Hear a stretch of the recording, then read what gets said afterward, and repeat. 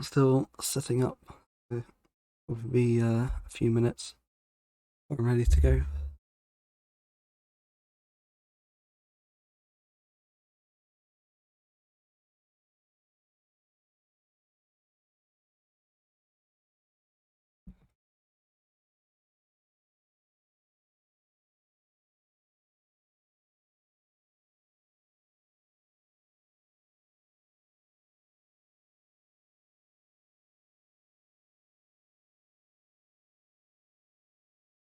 I guess there's no way to have a chat message stay in the thing. If anyone wanted to see this themselves, here's the link.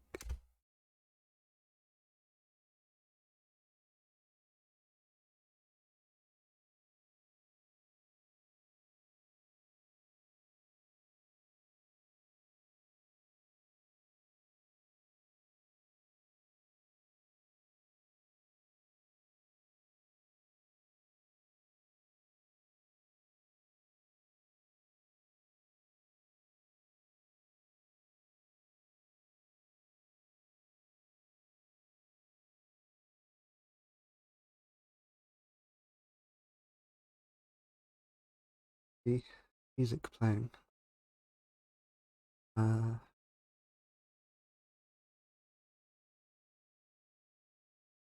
Need to find some.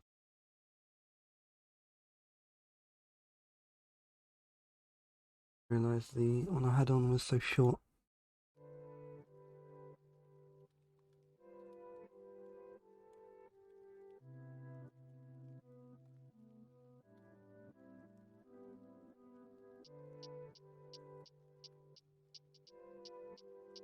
Not sure if the website differs from my physical copy or not. Oh, hello, Shady. What emote's that? Disembodied voices. I think I have that as well.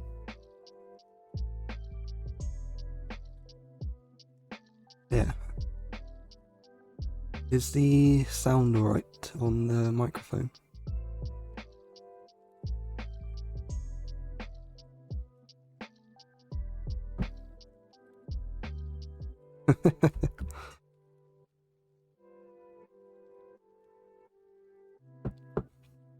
uh, how does the music sound?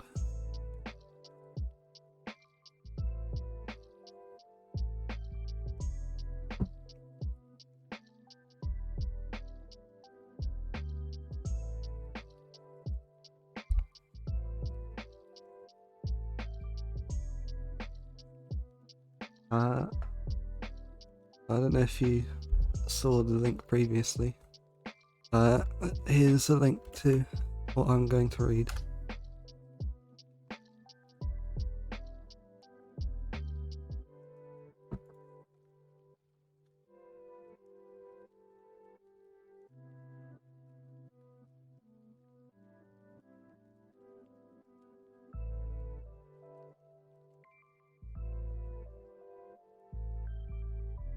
It would appear. Oh, yes. They are both translated by Lionel Giles. So it should be exactly the same in the one I'm reading from.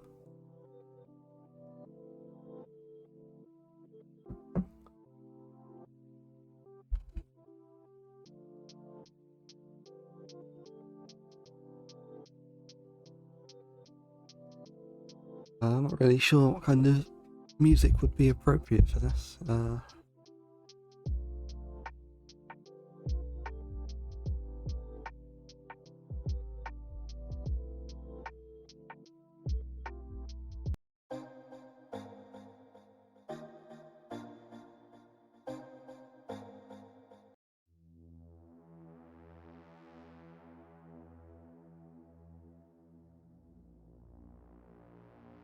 I guess this sounds a bit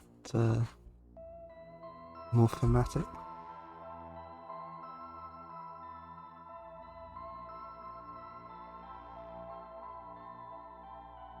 How loud is it going to be next to my voice, though?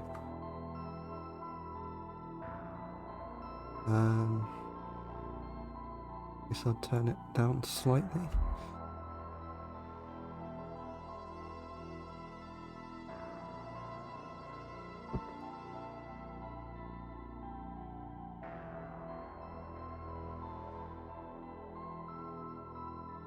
I don't think it should take me all that long to read through all of it.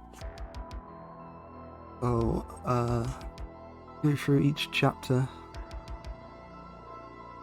and then read anything in chat.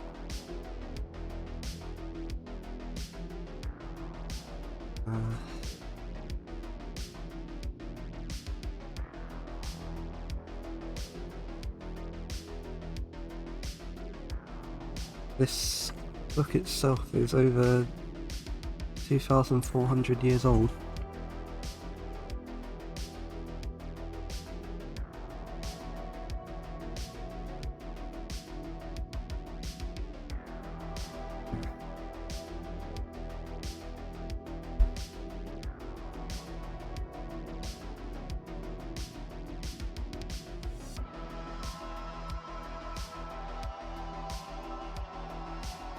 Chapter 1, Laying Plans.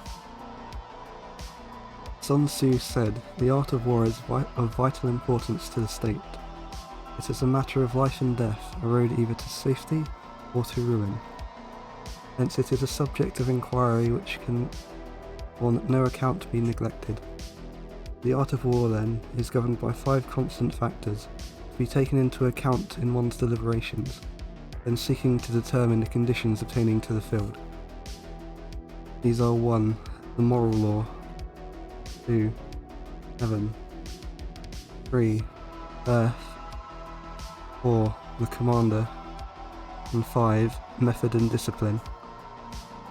The moral law causes the people to be in complete accord with their ruler, so that they will follow him regardless of their lives, undismayed by any danger. Heaven signifies night and day, cold and heat, times and seasons.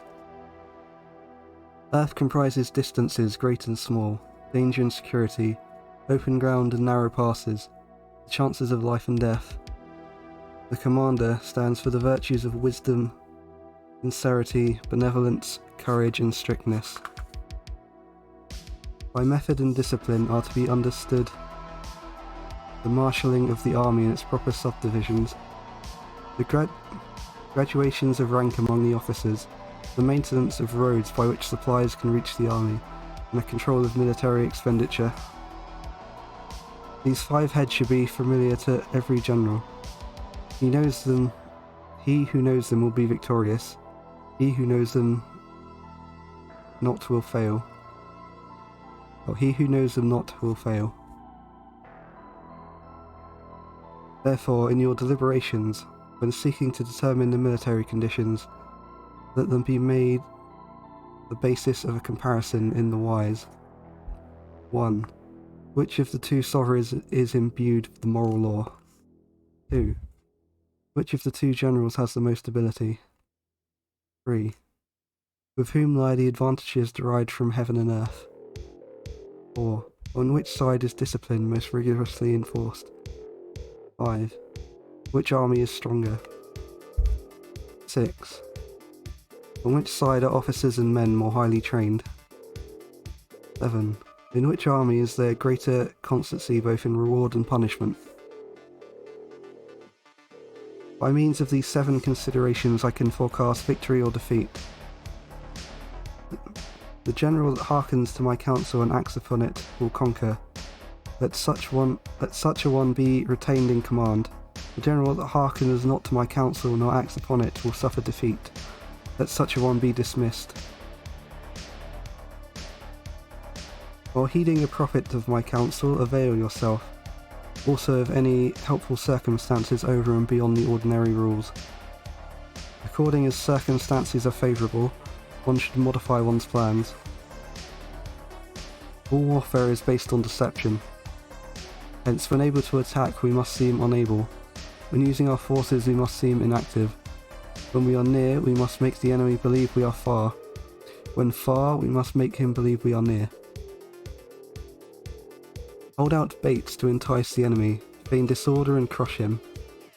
If he is secure at all points, be prepared for him. If he is in his superior strength, evade him.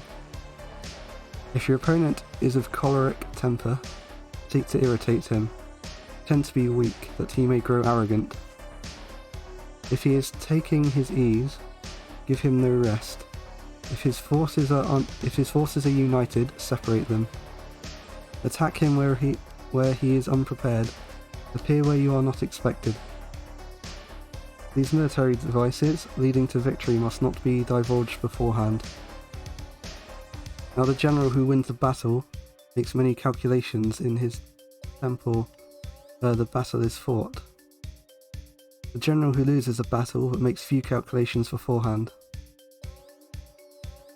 Thus do many calculations lead to victory and few calculations to defeat. How much more no calculation at all?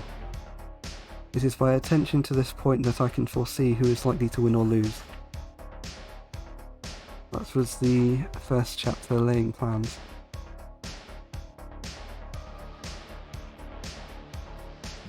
I forgot to change the background.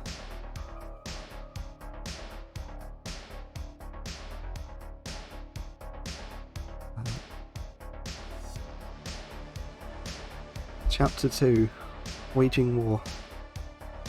Sun Tzu said, "In the operations of war, where there are in the field 1,000 swift chariots, as many heavy chariots, and 100,000 mail-clad soldiers, with provisions enough to carry them 1,000 li," which is some kind of Chinese distance measurement.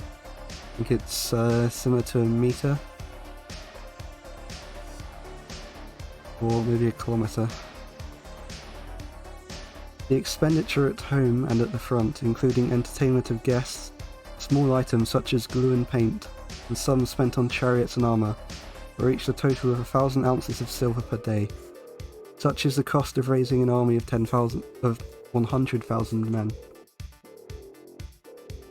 When you engage in actual fighting, if victory is long in coming, then men's weapons will grow dull and their ardour will be damped. If you lay siege to a town, you will exhaust your strength. Again, if the campaign is protracted, the resources of the state will not be equal to the strain. Now, when your weapons are dulled, your ardour damped, your strength exhausted and your treasures spent, other chieftains will spring up to take advantage of your extremity.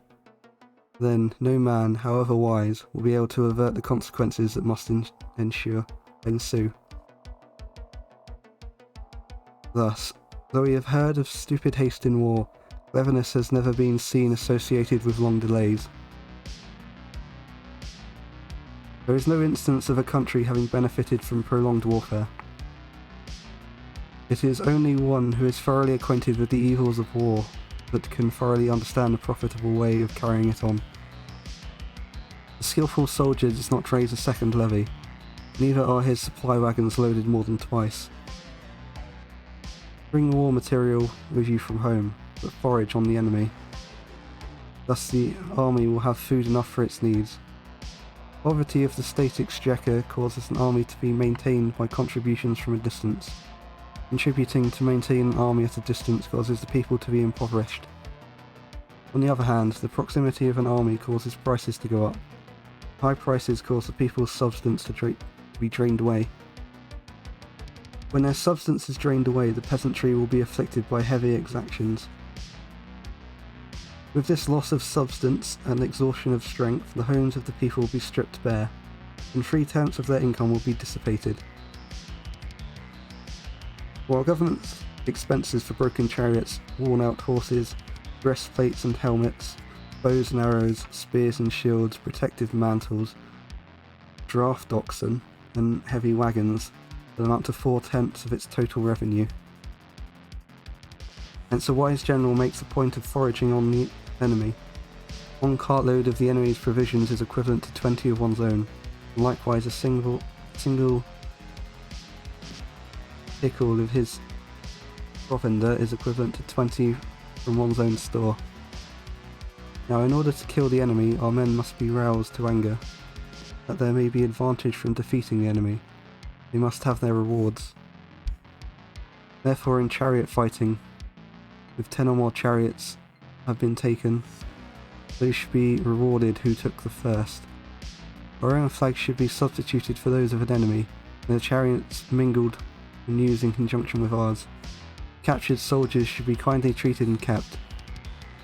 This is called using the conquered foes to augment one's own strength. In war, then, let your great object be victory, not lengthy campaigns. Thus it may be known that the leader of armies is the arbiter of the people's fate, the man of whom it all depends whether the nation shall be in peace or in peril. That was Chapter 2, Waging War. I'm going to refill my drink first.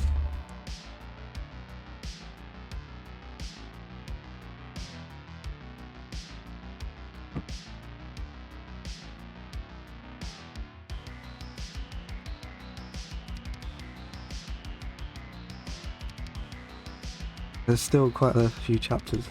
There's no need for the patchy yet. Attack. Chapter 3, Attack by Stratagem. Sun Tzu said, "In the practical art of war, the best thing of all is to take the enemy's country whole and intact. To shatter and destroy it is not so good. So too, it is better to capture an army entire than to destroy it. To capture a regiment, a detachment, or a company entire than to destroy them. Hence to fight and conquer in all your battles is not supreme excellence. Supreme excellence consists in breaking the enemy's resistance without fighting. Thus the highest form of generalship is to balk the enemy's plans. The next best is to prevent the junction of the enemy's forces. The next in order is to attack the enemy's army in the field. The worst policy of all is to besiege walled cities. The rule is not to besiege walled cities if it can be possibly avoided. The preparation of mantlets, movable shelters, and various implements of war will take up 3 whole months, and the piling up of mounds over against the walls will take 3 months more. The general, unable to control his irritation, will launch his men on the assault like swarming ants, with the result that 1/3 of his men are slain, while the town still remains untaken. Such are the disastrous effects of a siege. Therefore, the skillful leader subdues the enemy's troops without any fighting. He captures their cities without laying siege to them. He overthrows their kingdom without lengthy operations in the field. With his forces intact, he will dispute the mastery of the empire, and thus, without losing a man, his triumph will be complete. This is the method of attacking by stratagem. It is the rule of war. In our forces are 10 to the enemy's 1. To surround him, if 5 to 1. To attack him, if twice as numerous. To divide our army into 2. If equally matched, we can offer battle. If slightly inferior in numbers, we can avoid the enemy. If quite unequal in every way, we can flee from him. Hence, though an obstinate fight may be made by a small force, in the end it must be captured by the larger force. Now the general is the bulwark of the state. If the bulwark is complete at all points, the state will be strong. If the bulwark is defective, the state will be weak. There are 3 ways in which a ruler can bring misfortune upon his army. 1. By commanding the army to advance or to retreat, being ignorant of the fact it cannot obey. This is called hobbling the army. 2. By attempting to govern an army in the same way as he administers a kingdom, being ignorant of the conditions which obtain in an army. This causes relentlessness in the soldiers' minds. 3. By employing the officers of his army without discrimination, through ignorance of military principle of adaptation to circumstances. This shakes the confidence of the soldiers. But when the army is restless and distrustful, trouble is sure to come from the other feudal princes. This is simply bringing anarchy into the army and flinging victory away. Thus we may know that there are 5 essentials for victory. He will win who knows when to fight and when not to fight. He will win who knows how to handle both superior and inferior forces. He will win whose army is animated by the same spirit throughout all its ranks. He will win who prepared himself, waits to take the enemy unprepared. He will win who has military capacity and is not interfered with by the sovereign. Victory lies in the knowledge of these 5 points. Hence the saying, if you know the enemy and know yourself, you need not fear the result of 100 battles. If you know yourself but not the enemy, for every victory gained you will suffer a defeat. If you know neither the enemy nor yourself, you will succumb in every battle. That was Chapter 3, Attack by Stratagem. Hello, Arsenic, Cataracts and Tane, by the way.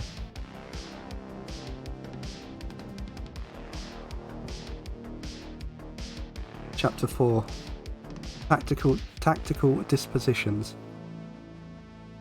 Sun Tzu said, "The good fighters of old first put themselves beyond the possibility of defeat, then waited for an opportunity of defeating the enemy. To secure ourselves against defeat lies in our own hands, but the opportunity of defeating the enemy is provided by the enemy himself. Thus the good fighter is able to secure himself against defeat, but cannot make certain of defeating the enemy. Hence the saying, one may know how to conquer without being able to do it. Security against defeat implies defensive tactics. Ability to defeat the enemy means taking the offensive. Standing on the defensive indicates insufficient strength, attacking a superabundance of strength. A general who is skilled in defense hides the most secret recesses of the earth. He who is skilled in attack flashes forth from the topmost heights of heaven. Thus, on the one hand, we have the ability to protect ourselves, on the other, a victory that is complete. To see victory only when it is within the ken of the common herd is not the acme of excellence. Neither is the acme of excellence if you fight and conquer and the whole empire says well done. To lift an autumn hair is no sign of great strength. To see the sun and moon is no sign of sharp sight. To hear the noise of thunder is no sign of quick ear. What the ancients called a clever fighter is one who not only wins but excels in winning with ease. Hence his victories bring him neither reputation for wisdom nor credit for courage. He wins his battles by making no mistakes. Making no mistakes is what establishes the certainty of victory, which means that conquering an enemy is already defeated. Hence a skillful fighter puts himself into a position which makes defeat possible, and does not miss the moment for defeating the enemy. Thus it is that in war the victorious strategist only seeks battle after victory has been won, whereas he who is destined to defeat first fights and afterwards looks for the victory. The consummate leader cultivates the moral law, and strictly adheres to method and discipline. Thus it is in his power to control success. In respect of military method we have, firstly, measurement, secondly, estimation of quantity, thirdly, calculation, fourthly, balancing of chances, fifthly, victory. Measurement owes its existence to earth, estimation of quantity to measurement, calculation to estimation of quantity, balancing of chances to calculation, and victory to balancing of chances. A victorious army opposed to a routed one is as a pound's weight placed in a scale against a single grain. The onrush of a conquering force is like the bursting of pent-up waters into a chasm 1,000 fathoms deep. So much for tactical dispositions. That was Chapter 4, Tactical Dispositions.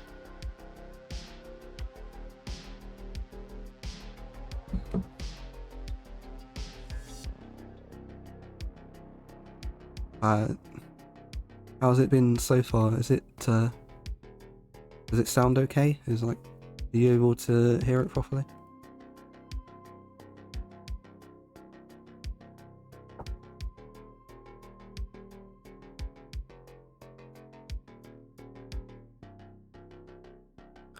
What was that, a link to something? It only shows 3 dots to me because I've got links disabled after all those bots kept spamming me.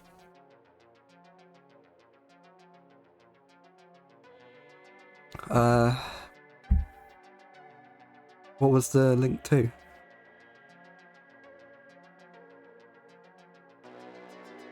But it doesn't even give me, you should post the link again in between chapters. This is what I'm reading. Should be the same as the book I'm reading from, as it's the same translation by Lionel Giles.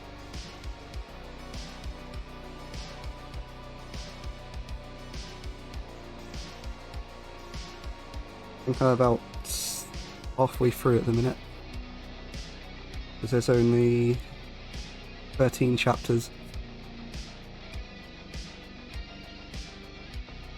Chapter 5, Energy. Sun Tzu said, "The control of a large force is the same in principle as the control of a few men. It is merely a question of dividing up their numbers. Fighting with a large army under your command is no wise different from fighting a small one. It is merely a question of instituting signs and signals. To ensure that your whole host may withstand the brunt of the enemy's attack and remain unshaken. This is effected by maneuvers direct and indirect. But the impact of your army may be like a grindstone dashed against an egg. This is affected by the science of weak points and strong.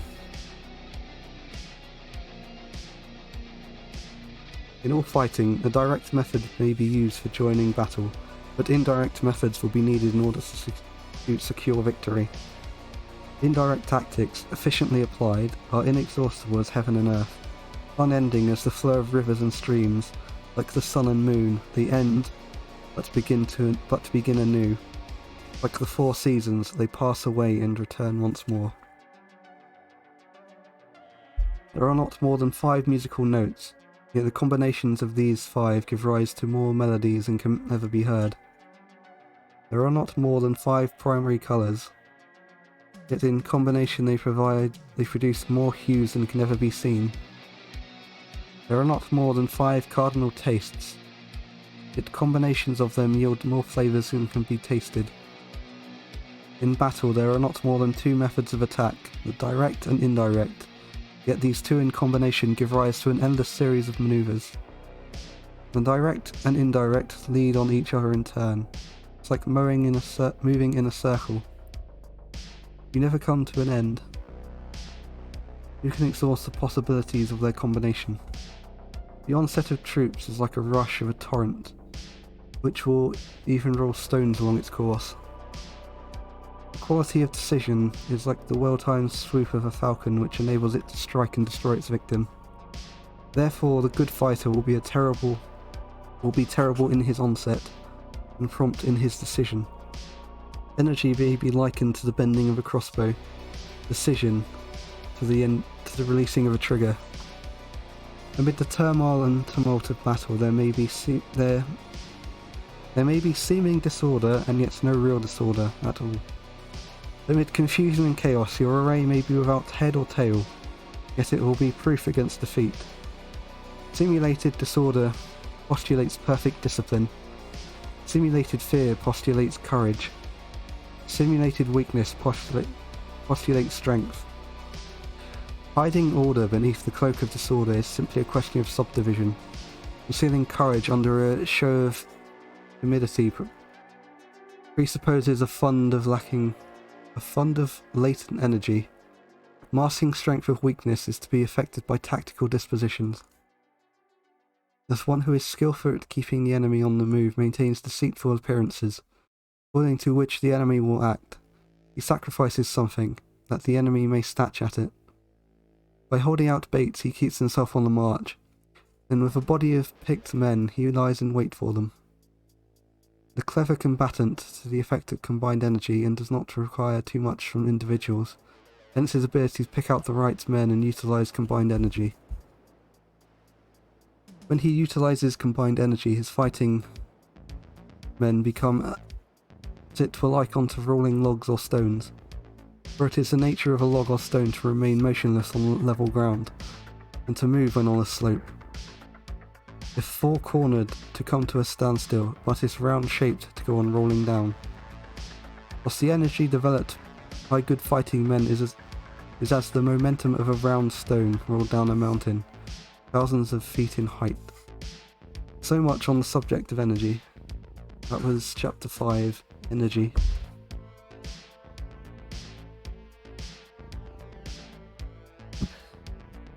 Going to refill my drink again.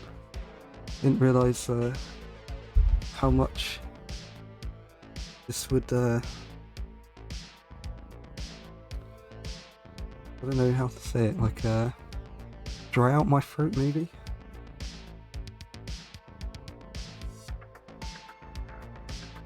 How has it been from the last chapter? Like, is the music too loud against my voice? Yeah, reading can be really restraining the throat. Hard to tell because I changed the volume on my headphones, so I can't actually hear what it actually sounds like. Maybe could turn it down a bit, but it's not bad. How loud is that?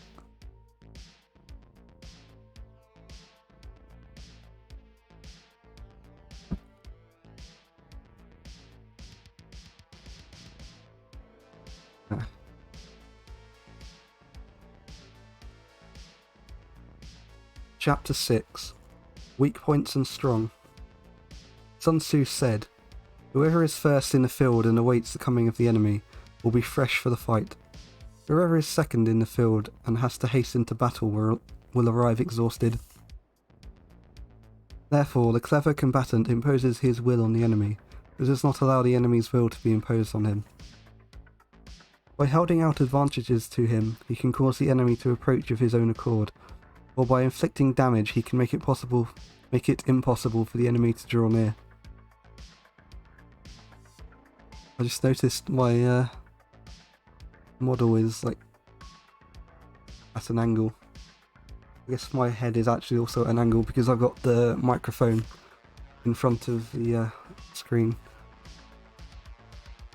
I don't really want to move it because then it will sound weird.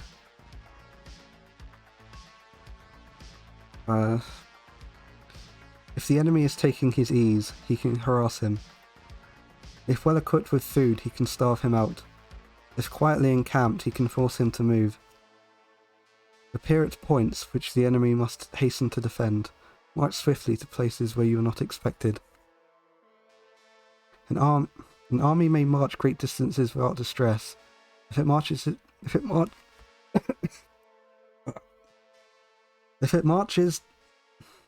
I've lost where I was. If it marches through country where the enemy is not, you can be sure of succeeding in your attacks if you only attack places which are undefended.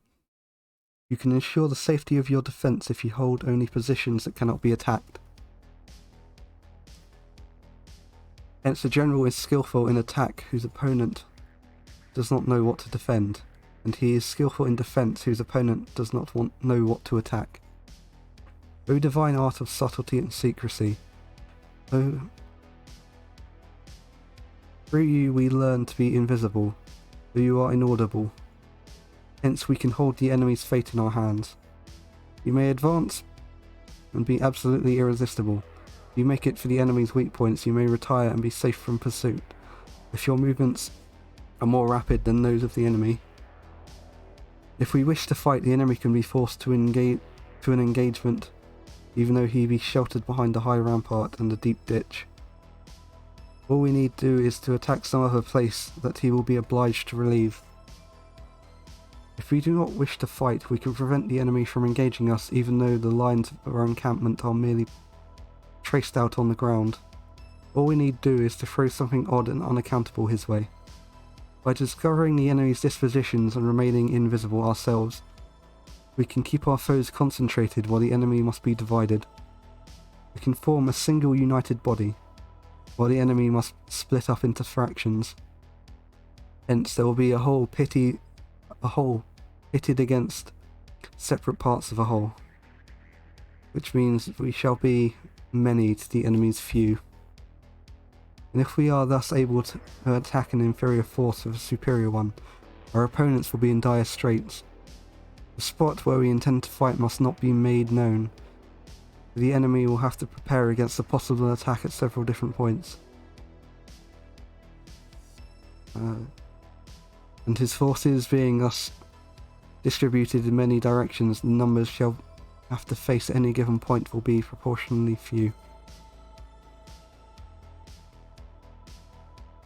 Or should the enemy strengthen his van, I think that should be vanguard, he will weaken his rear. Should he strengthen his rear, he will weaken his van. Should he strengthen his left, he will weaken his right. Should he strengthen his right, he will weaken his left. If he sends reinforcements everywhere, he will be everywhere weak. Numerical weaknesses come from having to prepare against possible attacks. Numerical strength from compelling our adversary to make preparations against us. Knowing the place and time of a coming battle, we may concentrate on the next page. Wait, where was I? Knowing the place and time of coming battle, we may concentrate from the greatest distances in order to fight. But if neither time nor place be known, then the left wing be impotent to succour the right. The right equally impotent to succour the left. The van unable to relieve the rear, or the rear to support the van. How much more so if the furthest portions of the army are anything under 100 li apart, and even the nearest are separated by several li. Though according to my estimate, the soldiers of... I don't know how to pronounce this. I'll just write it in the chat.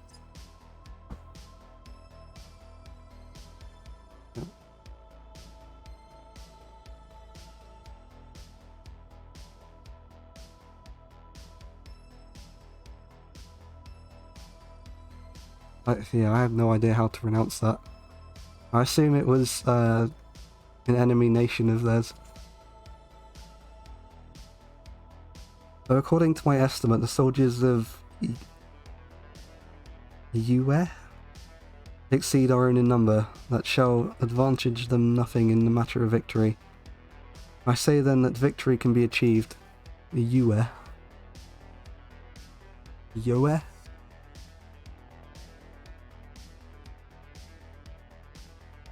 I guess it doesn't really matter. Though the enemy be stronger in numbers, we may prevent him from fighting. Scheme so as to discover his plans and the likelihood of success. Rouse him and learn the principle of his activity and inactivity. Force him to reveal himself so as to find out his vulnerable spots. Carefully compare the opposing army with your own, so that you may know where strength is superabundant and where it is deficient. In making tactical dispositions, the highest pitch you can attain is to conceal them. Conceal your dispositions, and you will be safe from the prying of the subtlest spies, from the machinations of the wisest brains. How victory may be produced for them out of the enemy's own tactics, this is what the multitude cannot comprehend. All men can see tactics whereby I conquer, but what none can see is the strategy out of which victory is evolved. Do not repeat the tactics which have gained you one victory, but let your methods be regulated by the infinite variety of circumstances. Military tactics are like unto water, for water in its natural course runs from the highest places and hastens downwards. So in war, the way is to avoid what is strong and to strike at what is weak. Water shapes its course according to the nature of the ground over which it flows. A soldier works out his victory in relation to the foe whom he is facing. Therefore, just as water retains no constant shape, so in warfare there are no constant conditions.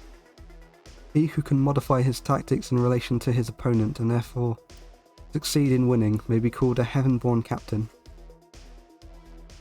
The 5 elements that are not always equally predominant, the 4 seasons make way for each other in turn. There are short days and long, the moon has its periods of waxing and waning. That was chapter 6, weak points and strong.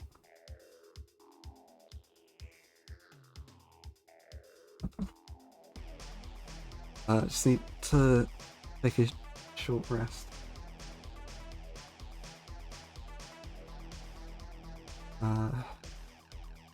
I've lost the screen with the link on it. There is the link if anyone has joined since. How far am I on the page?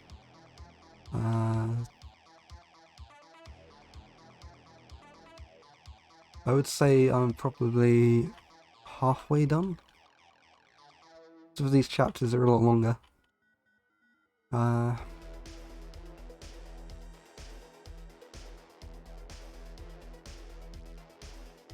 is it sounding? More or less, I think. Is my voice clear, or does it sound terrible?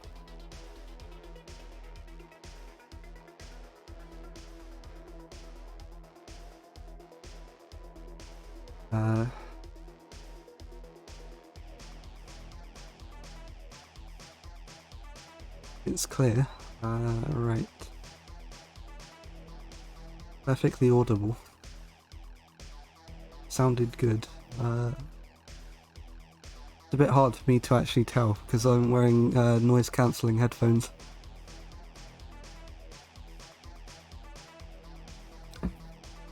Next chapter is maneuvering. Chapter 7, Maneuvering. Sun Tzu said, "In war, the general receives his commands from the sovereign. Having collected an army and concentrated his forces, he must blend and harmonise the different elements thereof for pitching his camp. After that comes tactical manoeuvring, than which there is nothing more difficult. The difficulty of tactical manoeuvring is turning the devious into the direct, and misfortune into gain. Thus, to make a long and circuitous route, after enticing the enemy out of the way, and though starting after him to contrive to reach the goal before him, shows knowledge of the artifice of deviation. Maneuvering an army is advantageous, an undisciplined multitude most dangerous. If you set a fully equipped army in march in order to snatch an advantage, the chances are that you too will be late. On the other hand, to detach a flying column for the purposes involves the sacrifice of its baggage and stores. Thus, if you order your men to roll up their buff coats and make forced marches without halting day or night, covering double the usual distance at a stretch, doing 100 li in order to wrest an advantage, the leaders of all your 3 divisions will fall into the hands of the enemy. The stronger men will be in front, the jaded ones will fall behind, and on this plan only 1/10 of your army will reach its destination. If you march 50 li in order to outmaneuver the enemy, you will lose the leader of your 1st division, and only half your force will reach the goal. If you march 30 li with the same objective, 2/3 of your army will arrive. We may take it then that the army without its baggage train is lost, without provisions is lost, without bases of supply is lost. We cannot enter into alliances until we are acquainted with the designs of our neighbours. We are not fit to lead an army on the march unless we are familiar with the face of the country, its mountains, its forests, its pitfalls and precipices, its marshes and swamps. We shall be unable to turn natural advantage to account unless we make use of local guides. In war, practice the simulation, and you will succeed. Move only if there is a real advantage to be gained. Whether to concentrate or to divide your troops must be decided by circumstances. Let your rapidity be that of the wind, your compactness that of the forest. In raiding and plundering be like fire, in immovability like a mountain. Let your plans be dark and impenetrable as night, and when you move, fall like a thunderbolt. When you plunder a countryside, let the spoil be divided amongst your men. When you capture new territory, cut it up into allotments for the benefit of the soldiery. Ponder and deliberate before you make a move. You will conquer who has...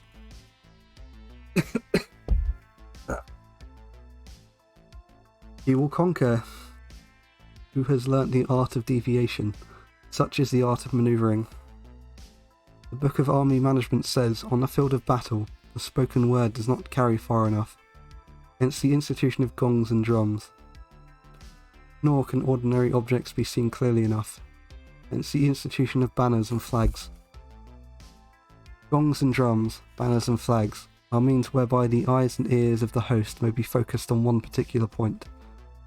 The host thus forming a single united body, it is impossible for the brave to advance alone or for the cowardly to retreat alone. This is the art of handling large masses of men.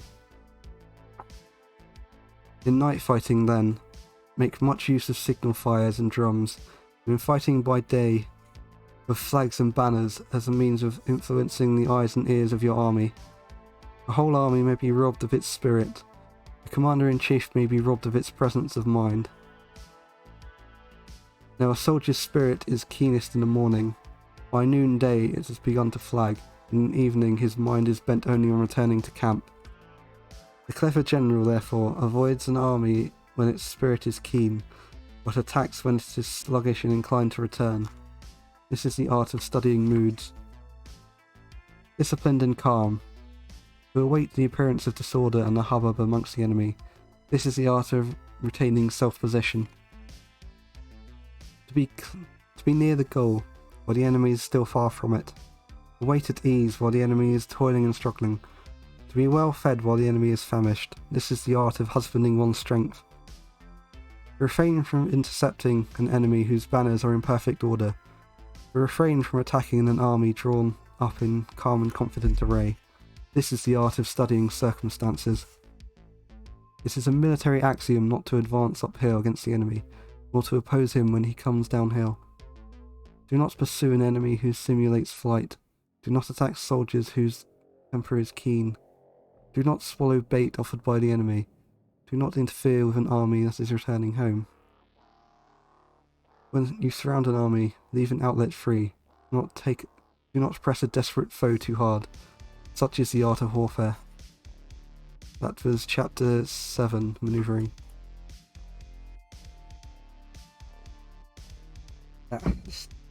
Spilled my drink. See, interesting, one of the last few things he said there. Do not swallow bait offered by the enemy. Most people fail this.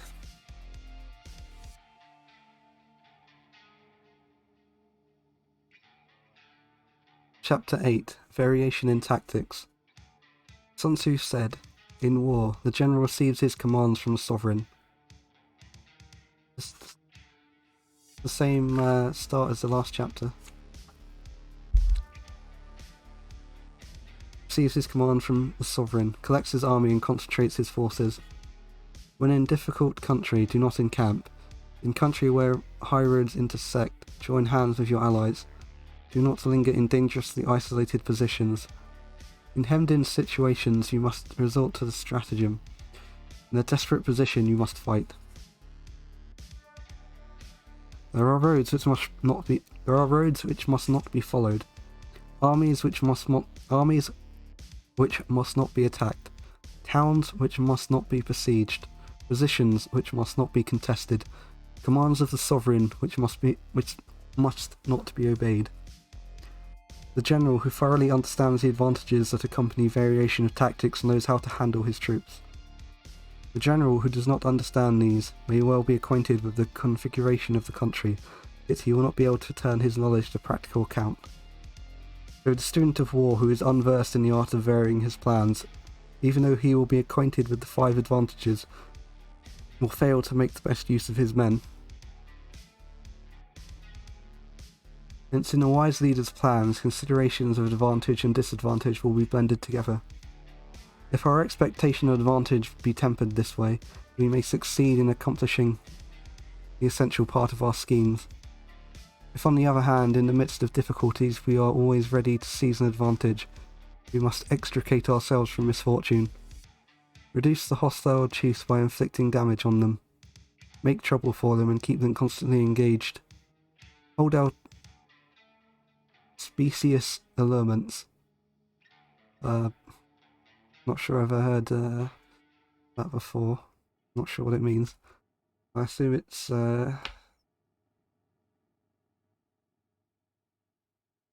maybe it means generous? I'd have to look it up. To make them rush to any given point.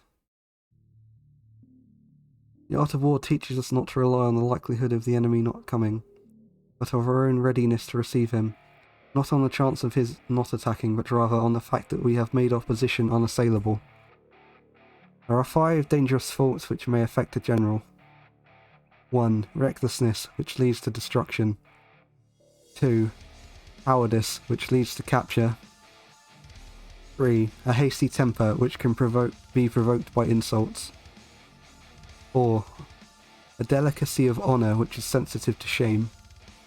5.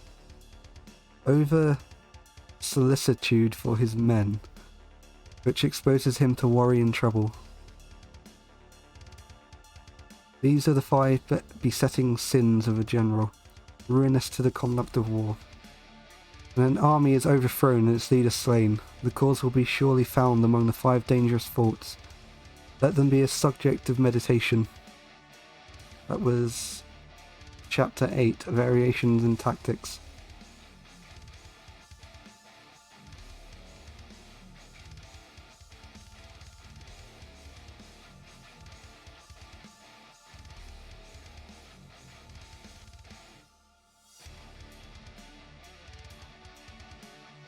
How was that?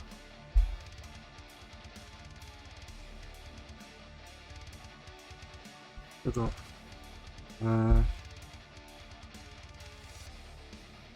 4 chapters? 5 chapters left.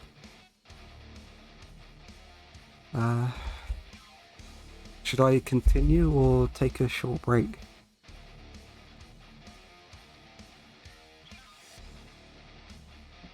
I've finished the bottle.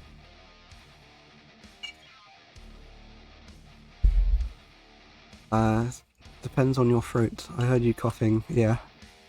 I'm also drinking, so that might be helping with the dehydration.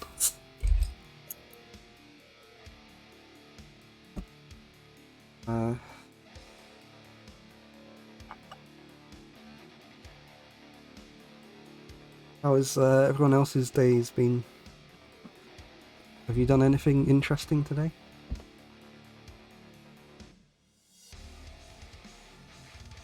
I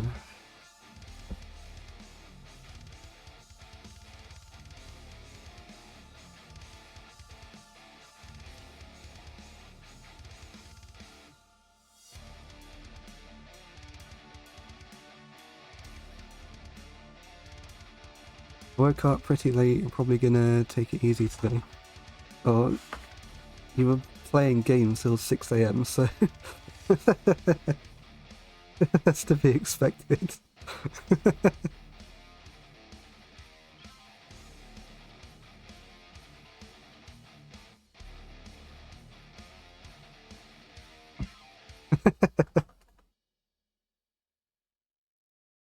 Got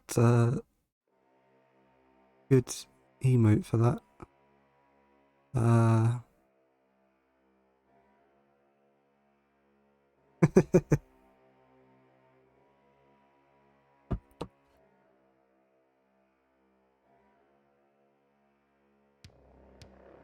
can't remember how far you got in the Doom DLC. I fell asleep at some point.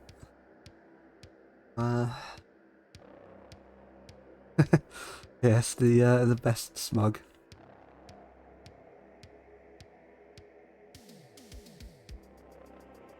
I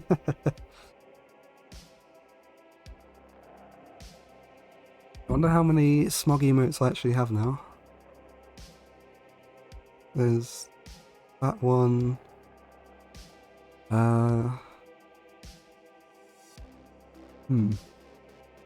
Not sure who this one is, but apparently I got a gift sub for some reason. Have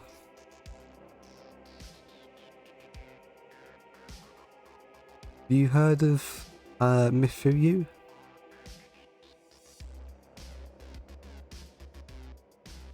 I don't know who True Geordie is, but someone gave me a gift sub.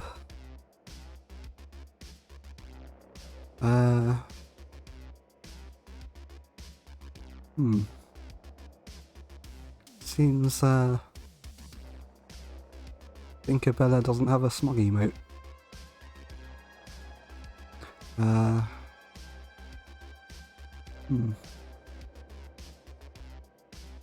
guess these are the only smug ones I have right now. Sometimes you just get gift subs for people you've never even watched. Yeah.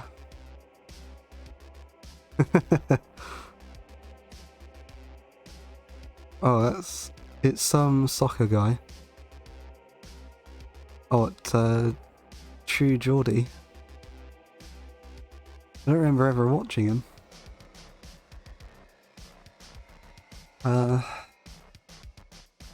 Not sure how far I'm in it, but it took me 5 hours to get through 1.5 of another level. Which difficulty were you playing on? Those are the ones I got low. Oh. I drew a where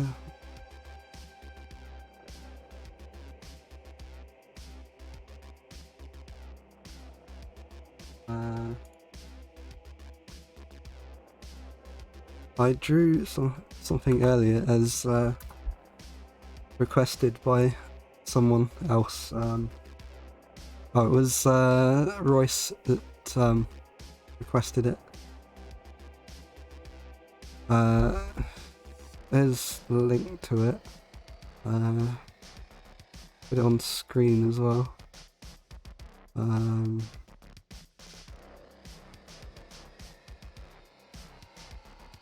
What did I name it?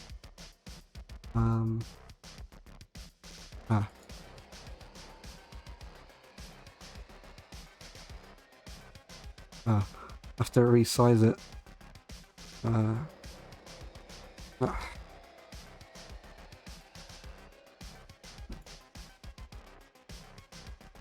This is one of the problems of making images in 4000 by 4000 size.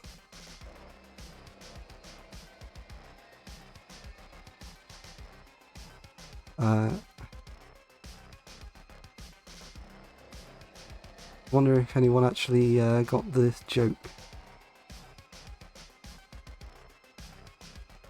What does it look like on my screen? Can you read it?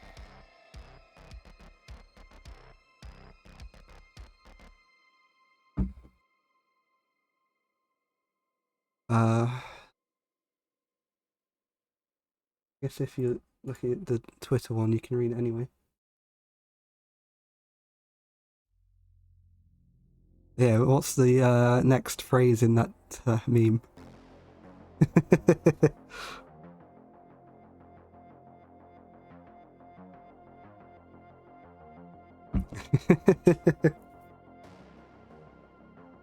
Should have named the file.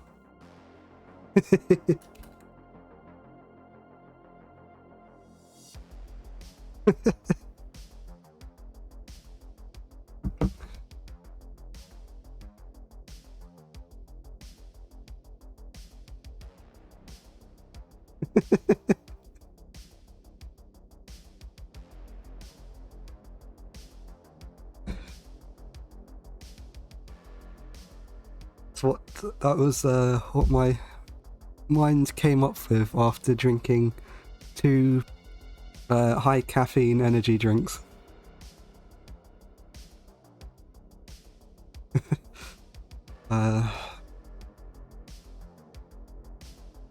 Do have a list of stuff to draw somewhere. I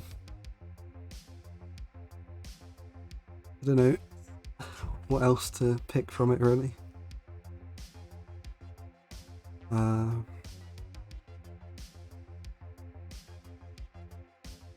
think that's long enough for rest. Oh, hello, Lucianus. I'm doing a reading of Sun Tzu's Art of War. About halfway done. I was just taking a short break to let my throat have time to recover. How was Shogun 2? I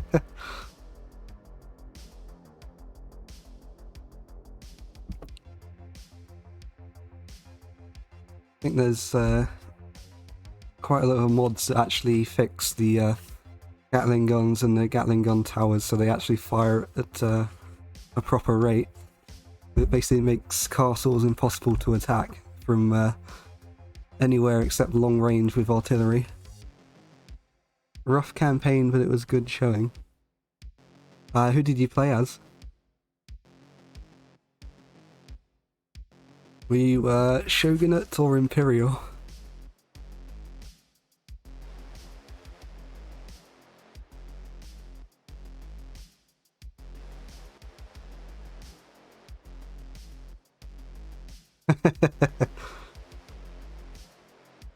The real option is forming your own Republican forces.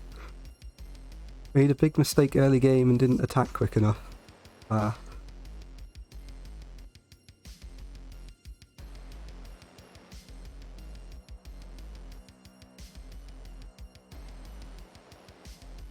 don't know which side's allied with who. I think Imperial was allied with Britain and the Shogunate was allied with France. Stream was castle defense every turn.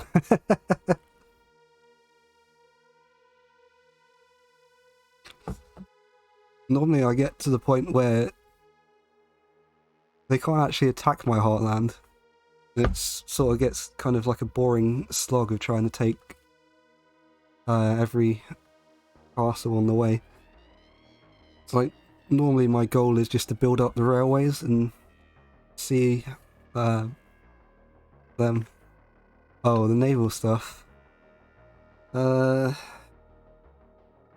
don't know, I don't really like it that much. I think the only interesting part was directly controlling the ships.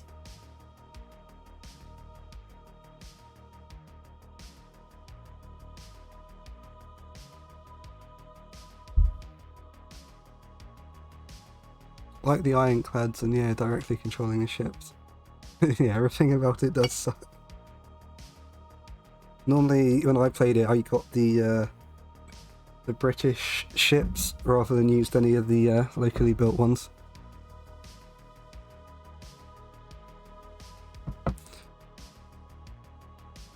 Normally it'd just be Royal Navy versus the French.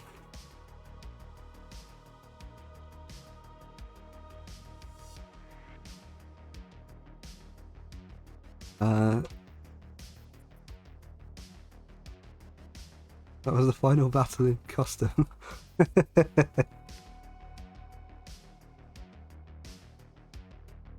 really like how the Royal Navy Marines versus French Marines. The Royal Navy Marines are actually just called Royal Marines. I think technically they are part of the Navy, unlike the American ones. But they're just called Royal Marines. In fact, I know I don't even know how many normal ones there are. I've only ever met Royal Marine Commandos.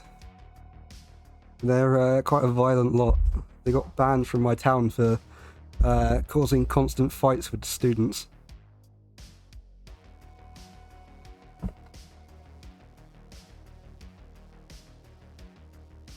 Yeah, American Marines aren't technically part of the Navy.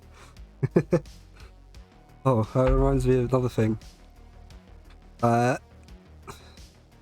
At the student, yeah, they literally they'll go out drinking and then start fights with the students in my hometown.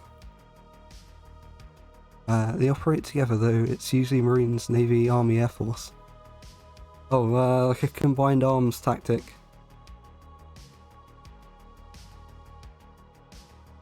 Doesn't the Navy have its own like planes and stuff? No, like the Marines literally got banned from my hometown because they kept starting fights with all the students. Well, like, not actually banned, but just banned from drinking. I think there was one time where 6 police vans turned up outside one of the local clubs, and it took like tons of police just to get them on the floor. And then the place where I went to university, one of the Marines there decided to kill a student with his bayonet. I don't even know what the argument between them was, but he just fucking pulled it out and stuck it in his gut. Yeah, they're fucking insane.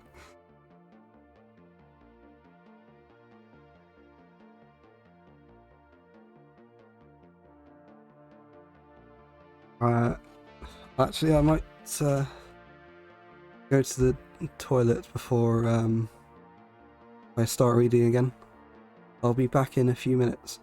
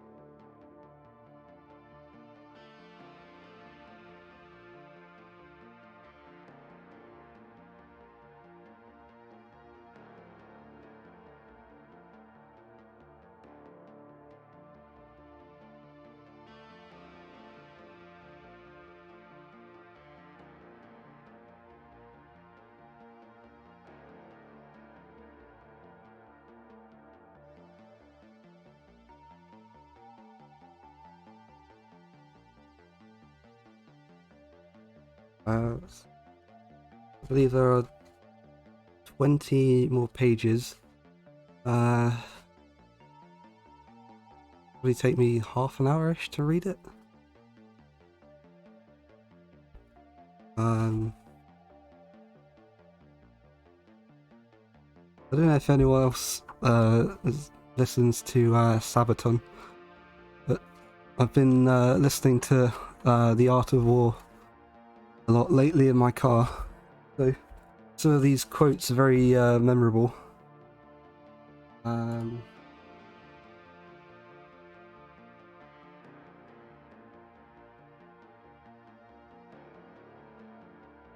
the video.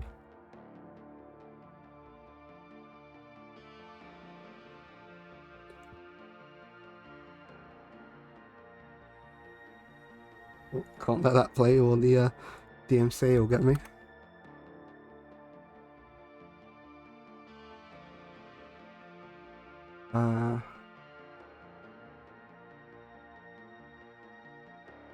E4 LAN. I tried playing CK2 through LAN, but it disconnected every like 15 minutes.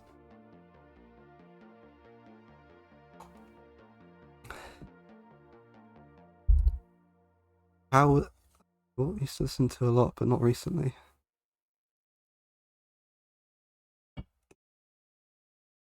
How was the connections in EU4?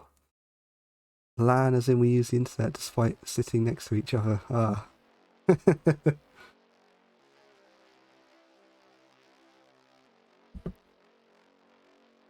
I did try playing the Jade Dragon through that Hamachi LAN thing once with the CK2. It didn't really work that well. I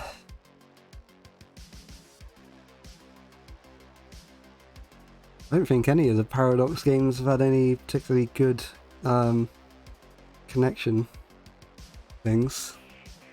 When I played multiplayer in Stellaris, it would disconnect quite a bit. Except there, it would just desync and we'd have to spend ages getting it back to work. I don't really understand how people can play Stellaris multiplayer. It literally takes like all day to even play one game. We played it literally all day. I think it was like 12 hours. Then we had to play it again the next day because we hadn't really got anywhere. And that was at like 2 or 3 speed.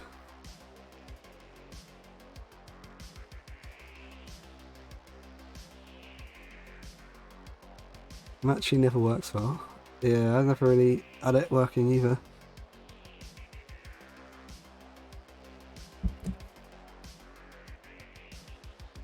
Someone I know keeps wanting us to play, but everyone keeps saying no.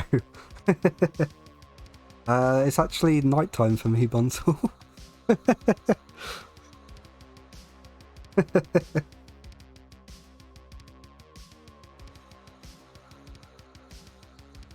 I've actually been trying to find my physical copy of oh, I can't remember the game.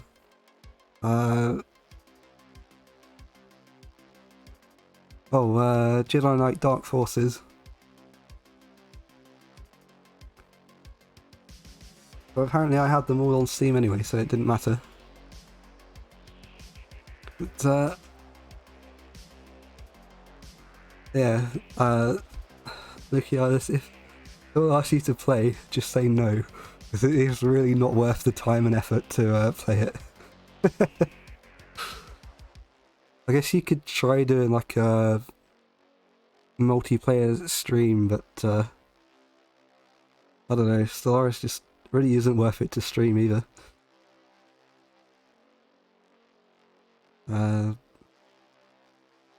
Actually, that reminds me, did you ever actually play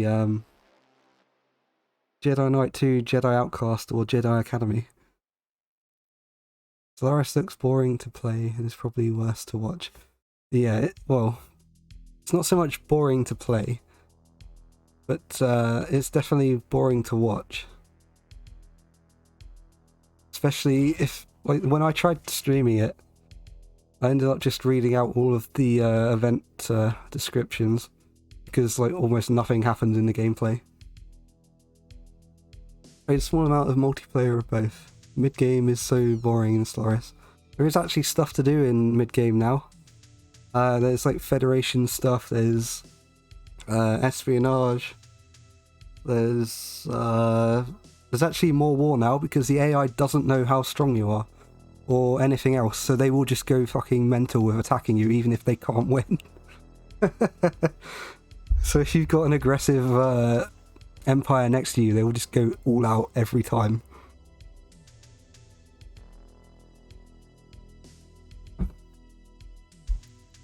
I don't know if the performance has really increased that much. Jedi Knight Dark Forces 2 runs smooth on Windows 10. Which one's Dark Forces 2? Is that Jedi Outcast?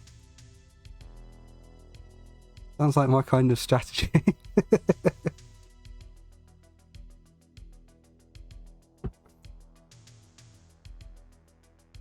How long ago was it that we played Risk?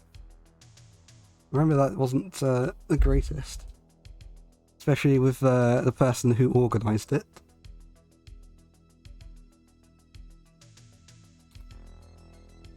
Jedi Knight Dark Forces 2 is the old school one I was playing. Oh, I've never played the original Dark Forces then.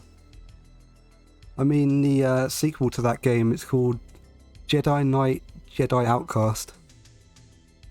It is on PC, but I originally had it on original Xbox. Same as Jedi Academy. I had both of them on original Xbox before anything else. I think back then I had a hand-me-down old Windows 95 computer that my cousin didn't want.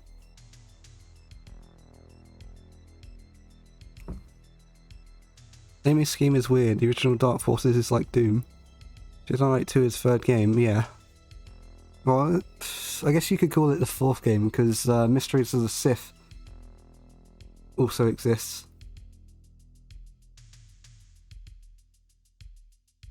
Unless you want to call that one 2.5. But really, it's the fourth game because, yeah, Mystery of the Sith, yeah.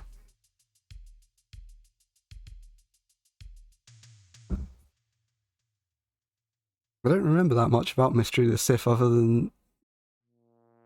Is it the Valley of the Jedi or the Valley of the Sith that's in it?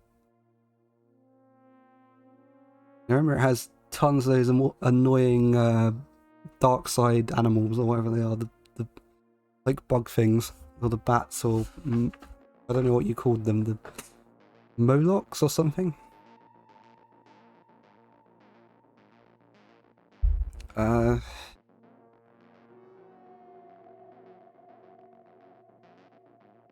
I've actually been thinking about streaming Jedi Academy. I don't know how well it'll get picked up on stream though. I've actually managed to get multiplayer working in it before. I played it with my friend a few years ago online. The lightsaber combat is quite ridiculous. It looks exactly like the kind of stuff you see in the prequels. Yeah, it's mad. I missed the whole Jedi Academy stuff. It was quite janky, if I remember correctly. I also know for a fact if you play as a female Jedi, they didn't record voice lines for it properly, because in the cutscenes they still refer to you as male.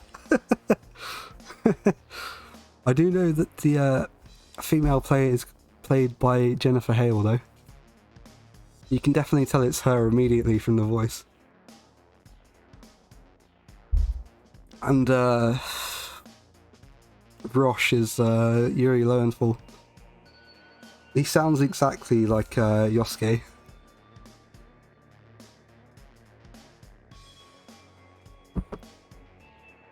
Also, Kyle is now some kind of Jedi Master in that game. In fact, he's your teacher, which is even more ridiculous. So you're the Padawan of Kyle Katarn.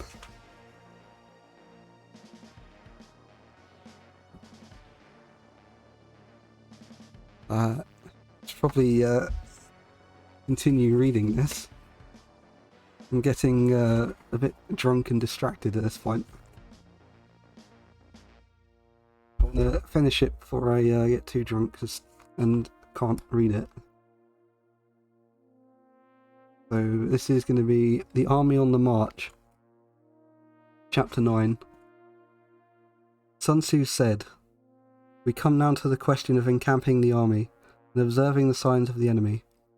Pass quickly over mountains and keep in a neighbourhood of valleys. Camp in high places facing the sun. Do not climb heights in order to fight. So much for mountain warfare." Jedi standards went down after Order 66. Well, the standards weren't great to begin with, really. Especially how easily some of them got defeated by the clone troopers. After crossing a river, you should get far away from it. When invading forces cross a river in its onward march, do not advance to meet it midstream. It will be best to let half the enemy get across and then deliver your attack. If you're anxious to fight, you should not go to meet the invader near a river which he has to cross. Moor your craft higher up than the enemy and facing the sun. Do not move upstream to meet the enemy. So much for river warfare. In crossing salt marshes, your sole concern should be to get over them quickly without any delay. If forced to fight in a salt marsh, you should have water and grass near you. Get your back to a clump of trees. So much for operations in salt marshes. Is this chapter just going to be don't do naval warfare? Seems to be what he's saying at the minute. In dry, level country, take up an easily accessible position with rising ground to your right and on your rear, so that the danger may be in front and safety lie behind. So much for the campaigning in flat country. Don't do these, basically. These are the 4 useful branches of military knowledge which enabled the Yellow Emperor to vanquish several sovereigns. All armies prefer high ground to low and sunny places to dark. So that's an interesting thing to read right after we've been talking about Jedi and Order 66.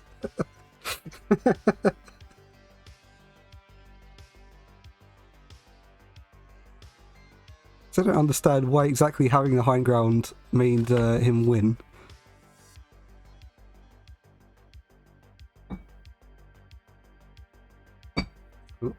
Almost spilt my drink there.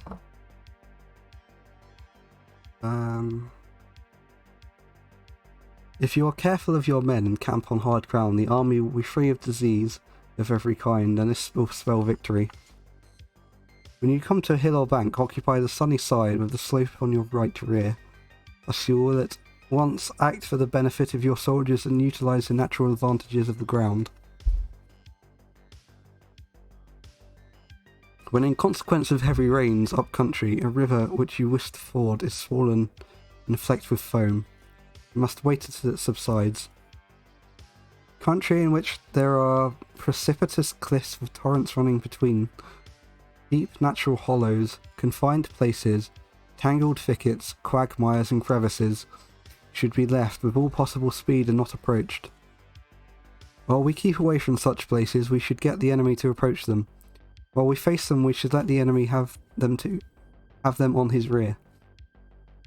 If in the neighbourhood of your camp there should be any hilly country, one surrounded by aquatic grass, hollow basins filled with reeds, or woods with thick undergrowth, they must be carefully rooted out and searched for these are places where men in ambush or insidious spies are likely to be lurking. When the enemy is close at hand and remains quiet, he is relying on his natural strength of position. When he keeps aloof and tries to provoke a battle, he is anxious to the other side to advance. If his place of encampment is easy to access, he is tendering a bait. Movement amongst the trees of a forest shows that the enemy is advancing. The appearance of a number of screens in the midst of thick grass means that the enemy wants to make us suspicious. The rising of birds in their flight is a sign of an ambush. What? Sign of an ambuscade? I don't know if anyone else knows what this word means. Assume it's some kind of ambush. I'll type it in chat.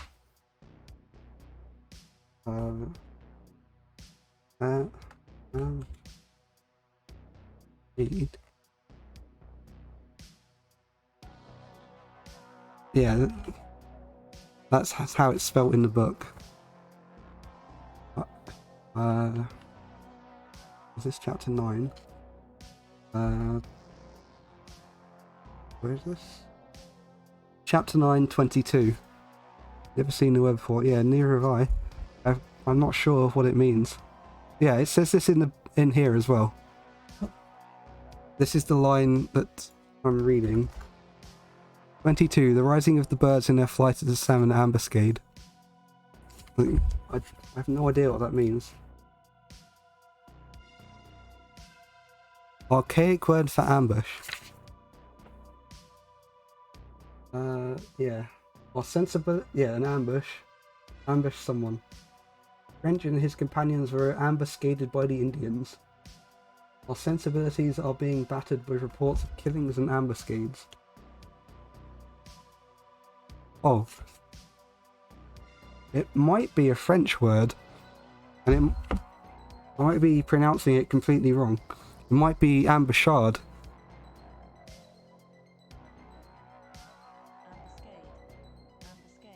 No, Google says it's ambuscade as well, apparently.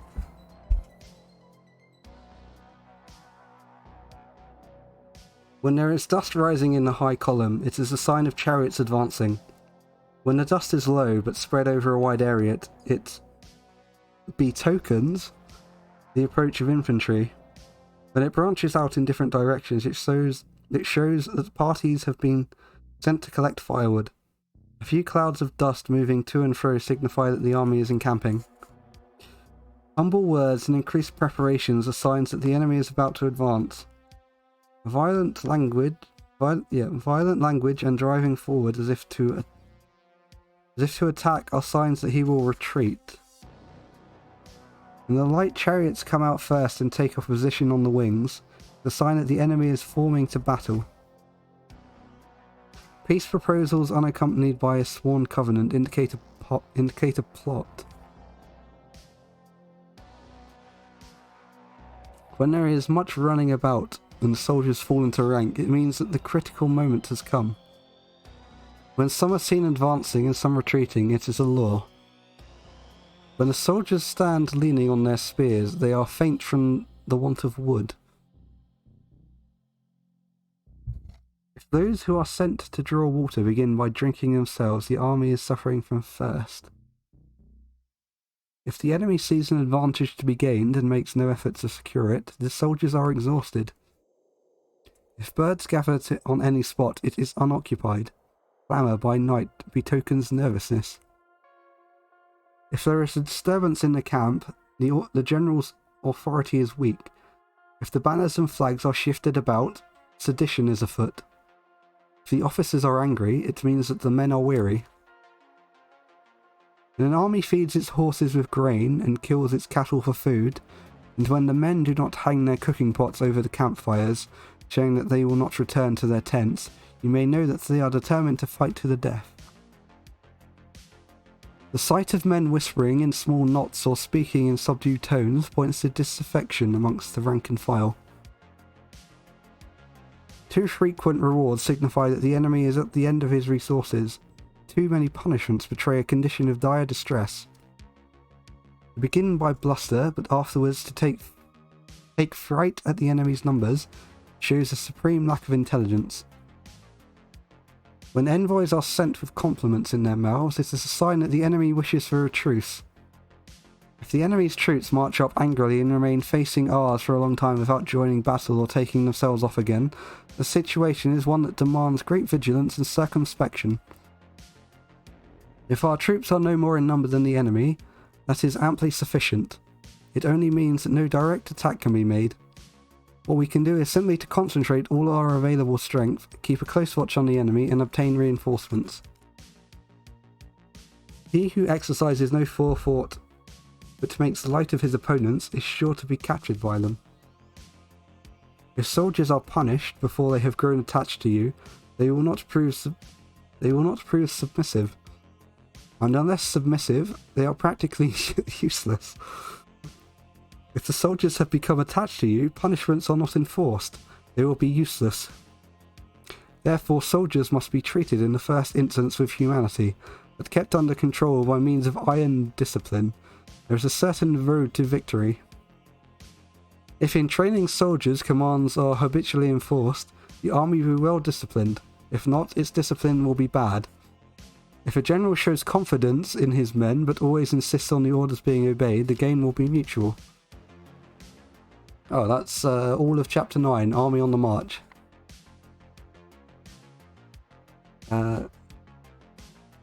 Interesting things in that.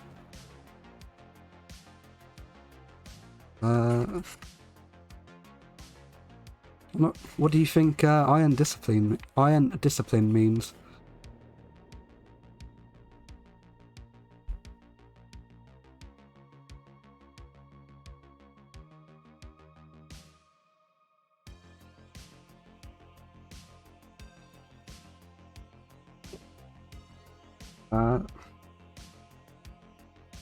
The next chapter is quite long. Chapter 10, Terrain. Sun Tzu said, "We may distinguish six signs of terrain, to wit: accessible ground, entangling ground, temporizing ground, narrow passes, precipitous heights, positions at a great distance from the enemy." Ground, which can be freely traversed by both sides, is called accessible. With regard to the ground of this nature, be before the enemy in occupying the raised and sunny spots, and carefully guard your lines of supplies. Then you will be able to fight with advantage. Ground which can be abandoned but is hard to reoccupy is called entangling. From a position of this sort, if the enemy is unprepared, you may sally forth and defeat him. But if the enemy is prepared for your coming, you will fail to defeat him. Then, return being impossible, disaster will ensue. When the position is such that neither side will gain by making the first move, it is called temporizing ground. In a position of this sort, even though the enemy should offer us an attractive bait, it will be advisable not to stir. Oh, not to stir forth, it's on the next page. But rather to retreat, thus encircling the enemy in his turn. Then, when the part of his army has come out, we may deliver our attack with advantage. With regard to narrow passes, if you can occupy them first, let them be strongly garrisoned and await the advent of the enemy. Should the enemy forestall you in occupying a pass, do not go after him if the pass is fully garrisoned, but only if weakly garrisoned. In regard to precipitous heights, if you are beforehand with your adversary, you should occupy the raised and sunny spots and there wait for him to come up. If the enemy has occupied them before you, do not follow him, but retreat and entice him away. If you are situated a great distance from the enemy, and to the strength of the two armies is equal, it is not easy to provoke a battle, and the fighting will be to your disadvantage. These six are the principles connected with earth. The general who has attained a possible post, but a responsible post, must be careful to study them. Now, an army is exposed to six several calamities, not arising from natural causes, but from faults for which the general is responsible. These are flight, insubordination, collapse, ruin, disorganization, and rout. Other conditions being equal, if one force is hurled against another 10 times its size, the result will be the flight of the former. When the common soldiers are too strong and their officers too weak, the result is insubordination. When the officers are too strong and the common soldiers too weak, the result is collapse. When the higher officers are angry and insubordinate, on meeting the enemy give battle on their own account from a feeling of resentment. Before the commander-in-chief can tell whether or not he is in a position to fight, the result is ruin. When the general is weak and without authority, and his orders are not clear and distinct, when there are no fixed duties assigned to officers and men, and the ranks are formed by a slovenly haphazard manner, the result is utter disorganization. When a general unable to estimate the enemy's strength allows for an inferior force to engage a larger one, or hurls a weak detachment against a powerful one, neglects to place picked soldiers at the front row, or front rank, the result must be a rout. There are six ways of courting defeat, which must be carefully noted by the general who has attained a responsible post. The natural formation of the country is the soldier's best ally, but the power of estimating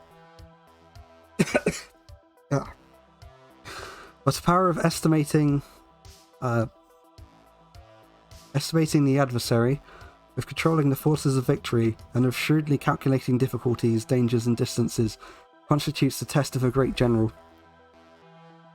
He who knows these things, and in fighting puts his knowledge into practice, will win his battles. He who knows them not nor practices them will surely be defeated.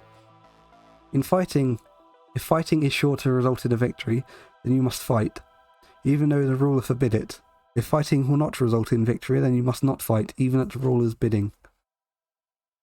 The general who advances without coveting fame and retreats without fearing disgrace, whose only thought is to protect his country and do good service for his sovereign, is the jewel of the kingdom. Regard your soldiers as your children, and they will follow you into the deepest valleys. Look upon them as your own beloved sons, and they will stand by you even unto death. If, however, you are indulgent but unable to make your authority felt, kind-hearted but unable to enforce your commands, incapable, moreover, of quelling disorder, then your soldiers must be likened to spoilt children, and are useless for any practical purpose. If we know that our own men are in a condition to attack, but are unaware that the enemy is not open to attack, we have gone forth only halfway towards a victory. If we know that the enemy is open to attack, but are unaware of their own men, and are not in a condition to attack, we have only gone halfway towards victory. If we know that the enemy is open to attack, and also know that our men are in condition to attack, but are unaware of the nature of the ground and makes fighting impracticable, we have still gone only halfway towards victory. Hence the experienced soldier, once in motion, is never bewildered. Once he has broken camp, he is never at a loss. Hence the saying, if you know the enemy and know yourself, your victory will not stand in doubt. If you know heaven and earth, you will make your victory complete.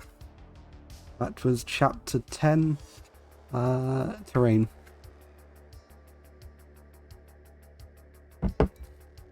There's about 10 more pages. Chapter 11, The 9 Situations. The Act of War recognises 9 varieties of ground. Dispersive ground. Facile ground. Contentious ground. Open ground. Ground of intersecting highways. Serious ground. Difficult ground. Hemmed-in ground. And desperate ground. When a chieftain is fighting in his own territory, it is dispersive ground. When he has penetrated into hostile territory, but to no great distance, is facile ground. Ground, the possession of which imports great advantage to either side, is contentious ground. Ground on which each side has liberty of movement is open ground. Ground which forms the key to the free contiguous states, that he who occupies it first has most of the empire at his command, is a ground of intersecting highways. When an army has penetrated into the heart of a hostile country, leaving a number of fortified cities in its rear, this is serious ground. Mountain forests, rugged steeps, marshes and fens, all the country that is hard to traverse, is difficult ground. Ground which is reached through narrow gorges, and from which we can only retire by tortuous paths, that a small number of enemy would suffice to crush a large body of our men. This is hemmed-in ground. Ground on which we can only be saved from destruction by fighting without delay is desperate ground. On dispersive ground, therefore, fight not. On facile ground, halt not. On contentious ground, attack not. On open ground, do not try to block the enemy's way. On the ground of intersecting highways, join hands with your allies. On serious ground, gather in plunder. In difficult ground, keep steady on the march. On hemmed-in ground, resort to stratagem. On desperate ground, fight. Those who are without skillful leaders of old knew how to drive a wedge between the enemy's front and rear, to prevent cooperation between his large and small divisions, to hinder good troops from rescuing the bad, the officers from rallying their men. When the Empire's men were scattered, they prevented them from concentrating. Even when their forces were united, they managed to keep them in disorder. When it was to their advantage, they made a forward move, but when otherwise, they stopped still. If asked to cope with a great host of the enemy in orderly array, and on point of marching to the attack, I should say, benign by seizing something which your opponent holds dear, then he will be amenable to your will. Rapidity is the essence of war. Take advantage of the enemy's unreadiness. Make your way by unexpected routes and attack unguarded spots.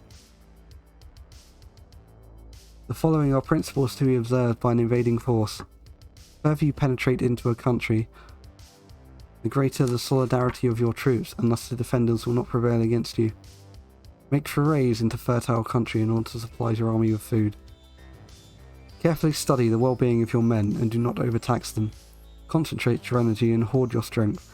Keep your army continually on the move and devise unfathomable plans. Throw your soldiers into positions where there is no escape, and they will prefer to fight to death. Throw your soldiers into positions whence there is no escape, and they will prefer death to flight. If they will face death, there is nothing they may not achieve. Officers and men alike will put forth their utmost strength. Soldiers in desperate straits lose their sense of fear. If there is no place of refuge, they will stand firm. If they are in a hostile country, they will show a stubborn front. If there is no help for it, they will fight hard. Thus, without waiting to be marshalled, the soldiers will be constantly on the qui vive. It looks French. I'll type it in chat. I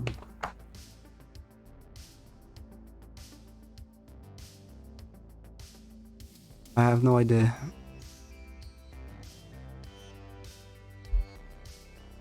I think vive is life.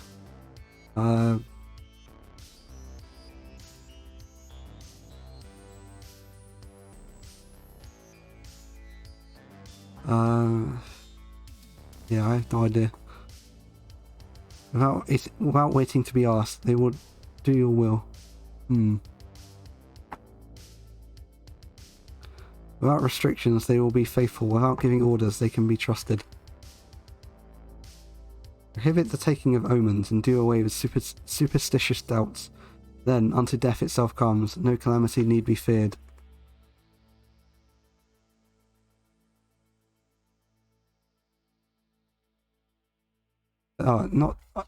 That's qui vive.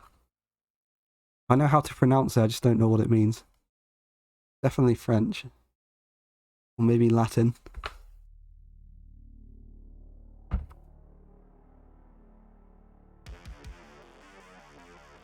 It means on the alert or lookout. Yeah, Google calls it qui vive as well. A French phrase meaning long live who?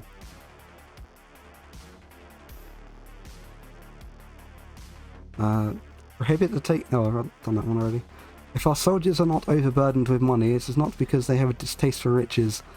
If their lives are not unduly long, it is not because they are disciplined to longevity. On the day they are ordered out to battle, your soldiers may weep. Those sitting up bedewing their garments, and those lying down, letting the tears run down their cheeks. But let them once be brought to bay, and they will display the courage of a Chew or a Kuei.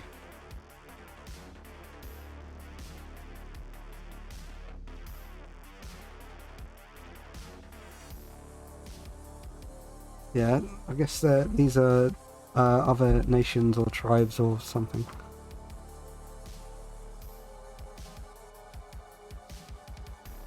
This is the longest chapter in this.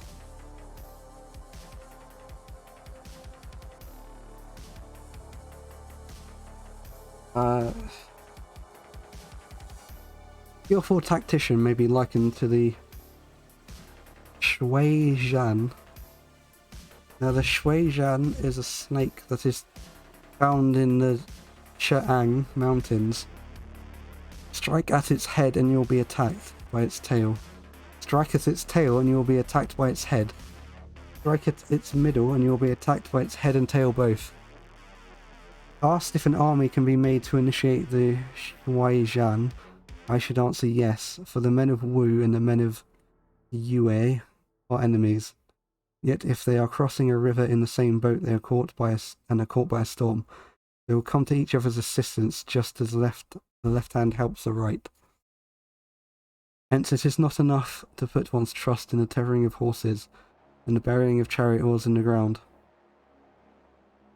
I'm not sure what that last bit means.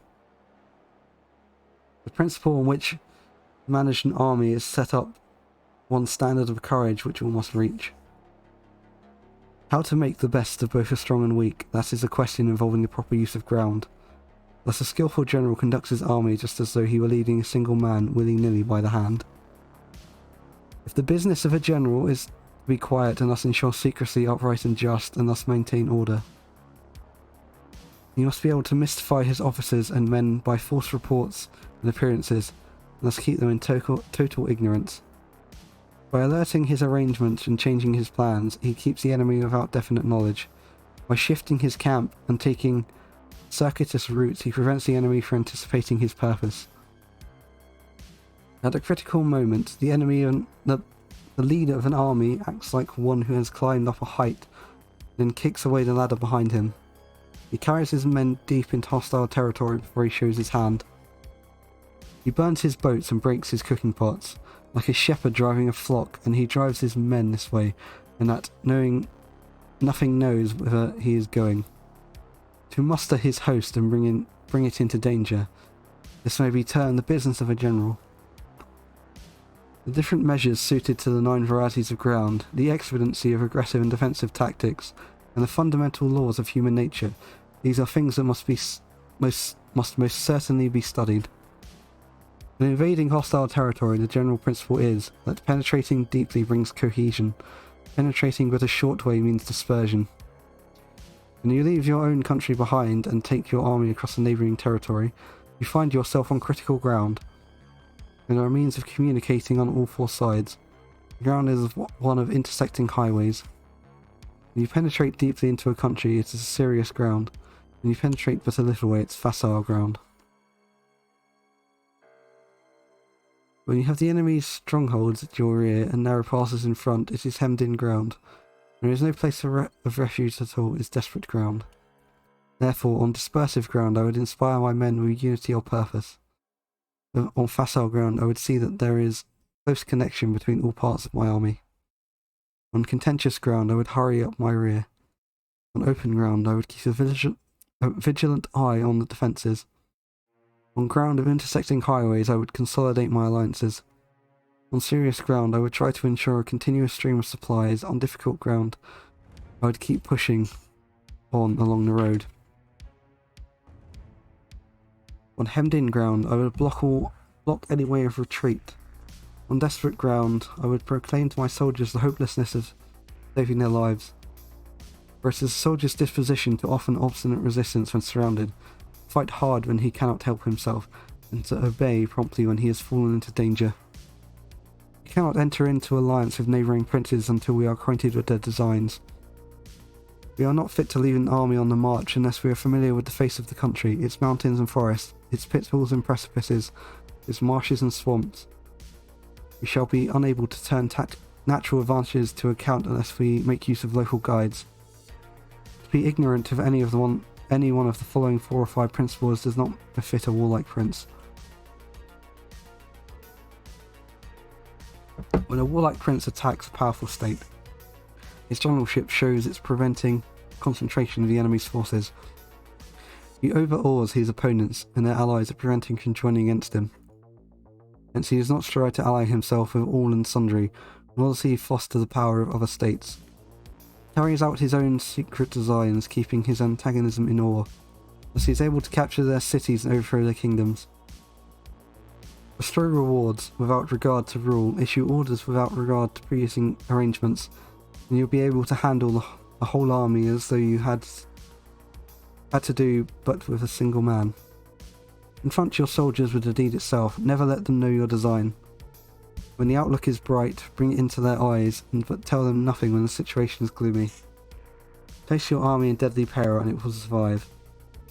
Plunge it into desperate straits and it will come off in safety. For it is precisely when a force has fallen into harm's way that it is capable of striking a blow for the victory. Success in warfare is gained by carefully accommodating ourselves to the enemy's purpose. By persistently hanging on to the enemy's flank, we shall succeed in the long run by killing the commander-in-chief. This is called the ability to accomplish a thing by sheer cunning. On the day that you take up your command, block... hello, Ray.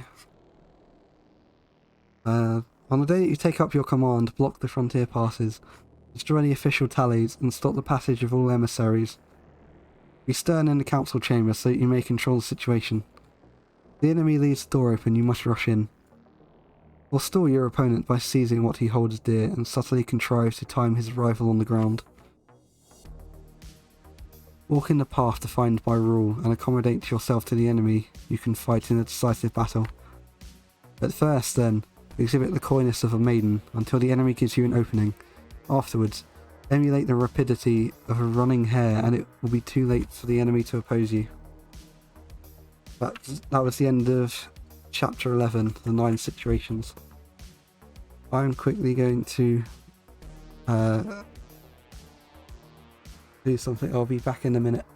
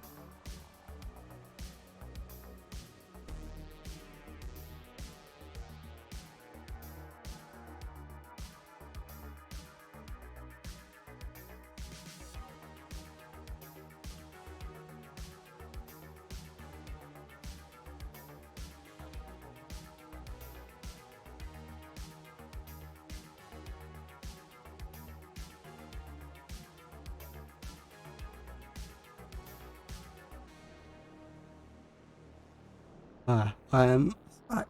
I guess there's only 2 chapters left now.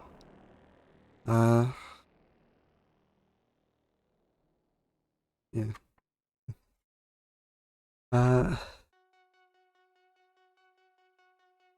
Posting Riffy emotes, are you ready?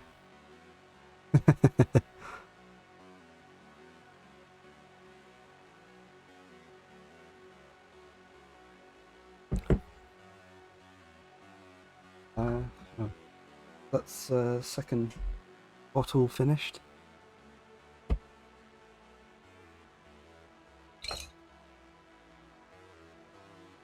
I think this is my last beer as well.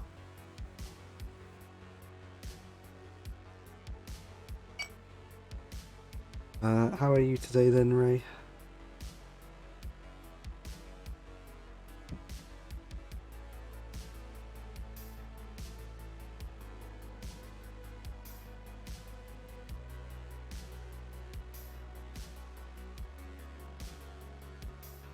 Quite well, sorry I wasn't around earlier. Busy day.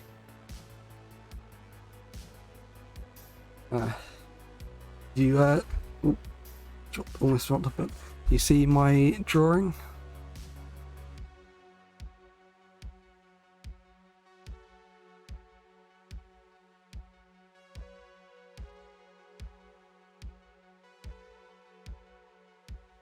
How am I? I don't know, I guess I'm okay.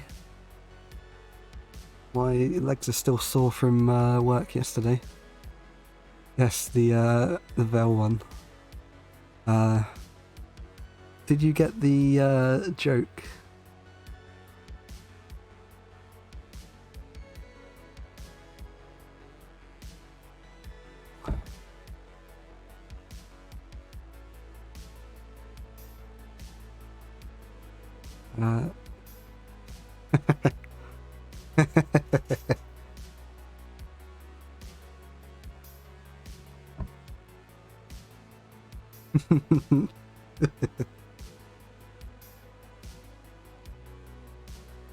Yeah, what's the next line?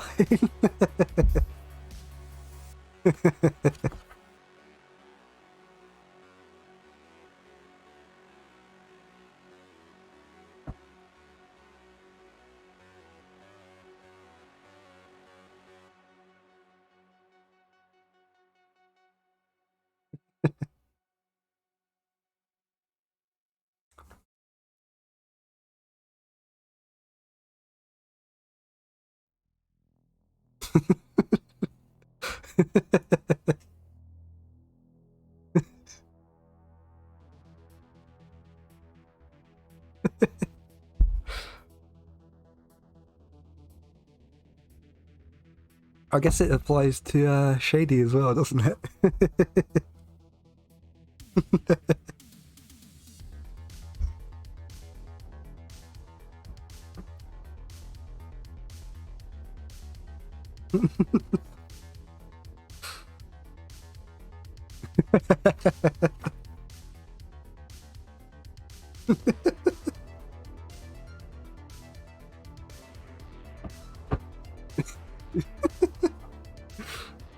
It was like a solid 2 or 3 hours where that was like the only thing everyone said in the 24-hour stream.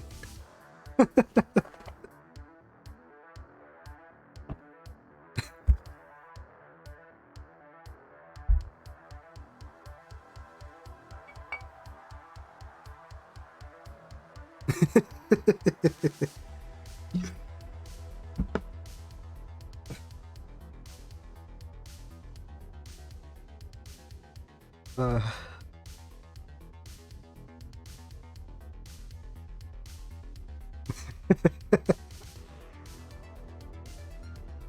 that was a very long time to be streaming as well. I don't know how you did it.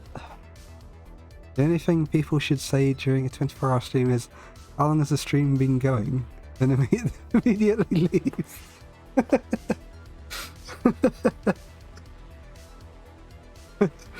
Hello Congo, by the way. I've actually almost finished with The Art of War. I'm on chapter 12, The Attack by Fire. But the Book of Five Rings did actually arrive yesterday as well.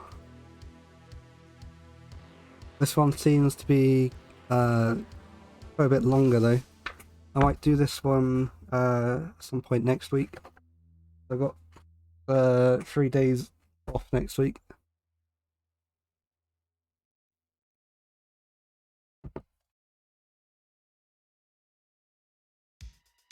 Looking forward to that. I don't know how good it will be. Maybe I should actually read through it a bit more before I read it.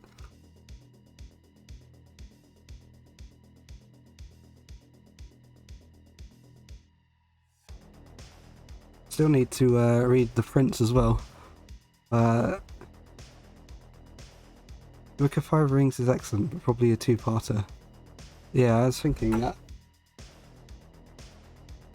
Like the physical book as well is like a bit bigger than this one I'm currently reading.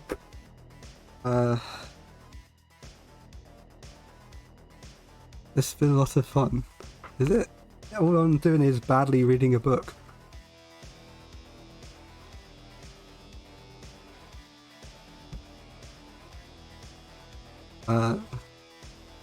You know, this song right now wouldn't be out of place in Mega Man.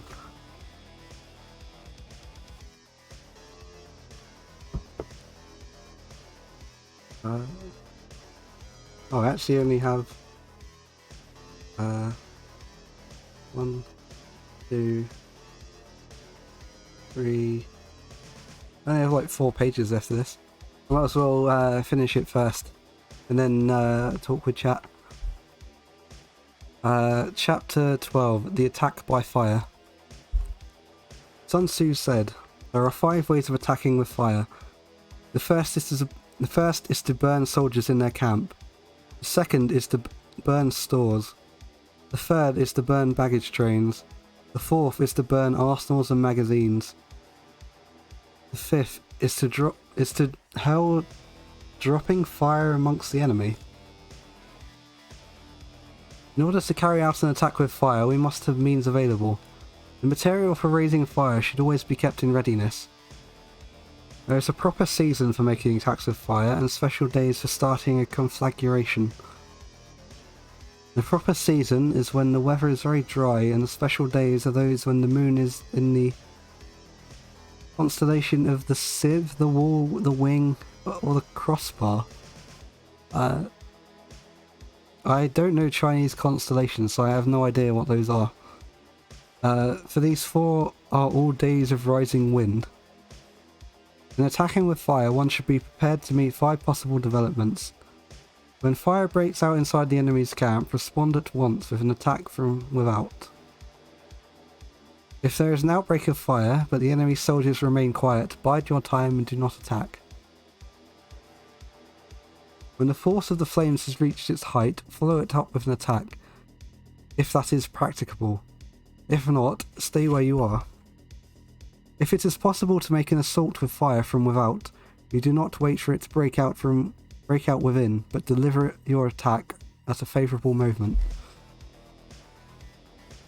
When you start a fire, be to windward of it. Does that mean downwind or upwind? Do not attack from the leeward. I guess that means upwind.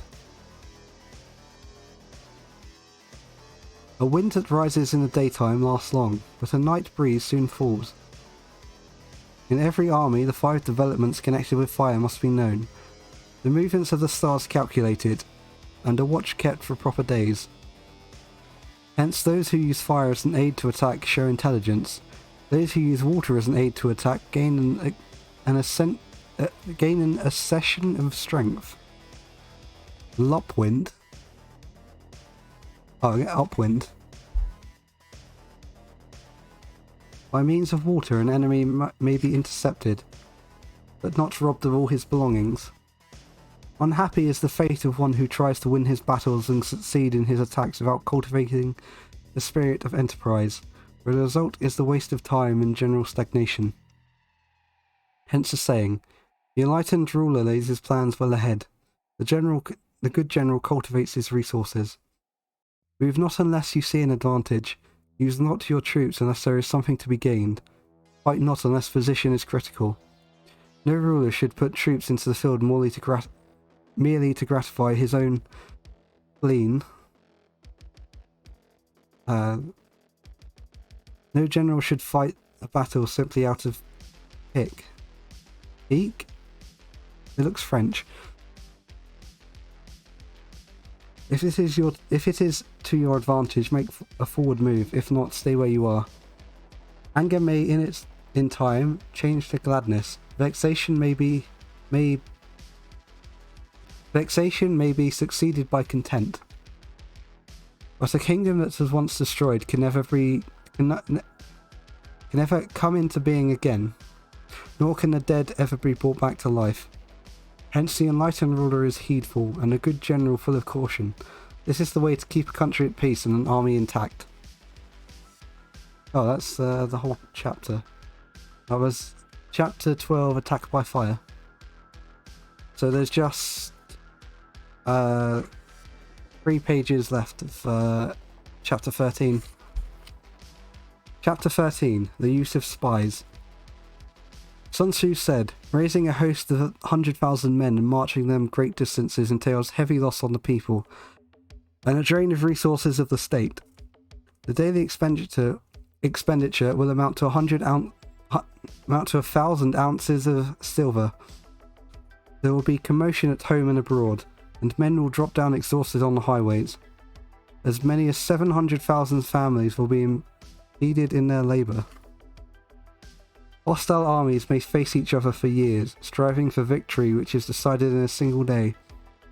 This being so, to remain in ignorance of the enemy's condition simply because of one grudges the outlay of 100 ounces of silver in honours and I don't know how to say. I don't even know how to say this word.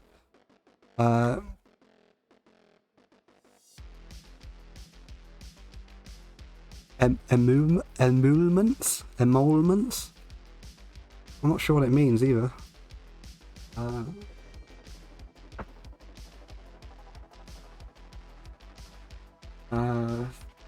Salary or fee or profit from employment or office.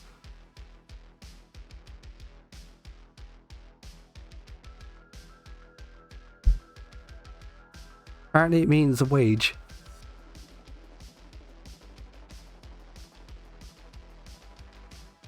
Doesn't say what language it's from. Yes, it means wage apparently.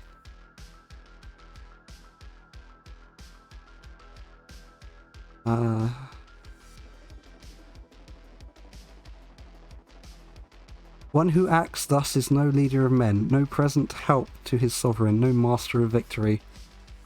Thus, what enables the wise sovereign and a good general to strike and conquer, and achieve things beyond the reach of ordinary men, is foreknowledge. Now, this foreknowledge cannot be elicited from spirits. It cannot be obtained inductively from experience, nor by any deductive calculation. Knowledge of the enemy's dispositions can only be obtained from other men, hence the use of spies, of whom there are 5 classes: local spies, inward spies, converted spies, I guess defectors, doom spies, and surviving spies. These 5 kinds of spy are all at work, none can discover the secret system. This is called divine manipulation of the threads. This is the sovereign's most precious faculty. Having local spies means employing the services of inhabitants of a district. Having inward spies, making use of officials of the enemy. Having converted spies, getting hold of enemy spies and using them for your own purposes. Having doom spies, doing certain things openly for the purposes of deception, and allowing our own spies to know of them and report them to the enemy. Surviving spies, finally, are those who bring back news from the enemy's camp. Hence, it is that with none in the whole army are more intimate relations to be maintained than with spies. None should be more liberally rewarded. In no other business should greater secrecy be preserved. Spies cannot be usefully employed without a certain intuitive sagacity. They cannot be properly managed without benevolence and straightforwardness. Without subtle ingenuity of mind, one cannot make certain the truth of their reports. Be subtle. Be subtle and use your spies of every kind. Use your spies for every kind of business. If a secret piece of news is divulged by a spy before the time is ripe, he must be put to death, together with the man whom the secret was told. Whether the object be to crush an army, to storm a city, or to assassinate an individual, it is always necessary to begin by finding out the names of the attendants, the aide-de-camp, the doorkeepers, the sentries of the general in command. Sun Tzu won't mess around. No spoilers. Sun Tzu.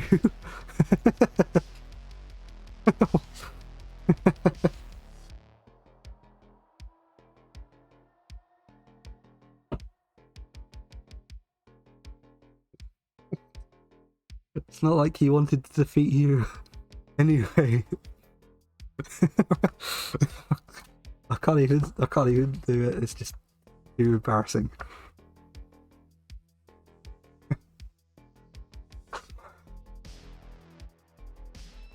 I've lost where I was on the book now.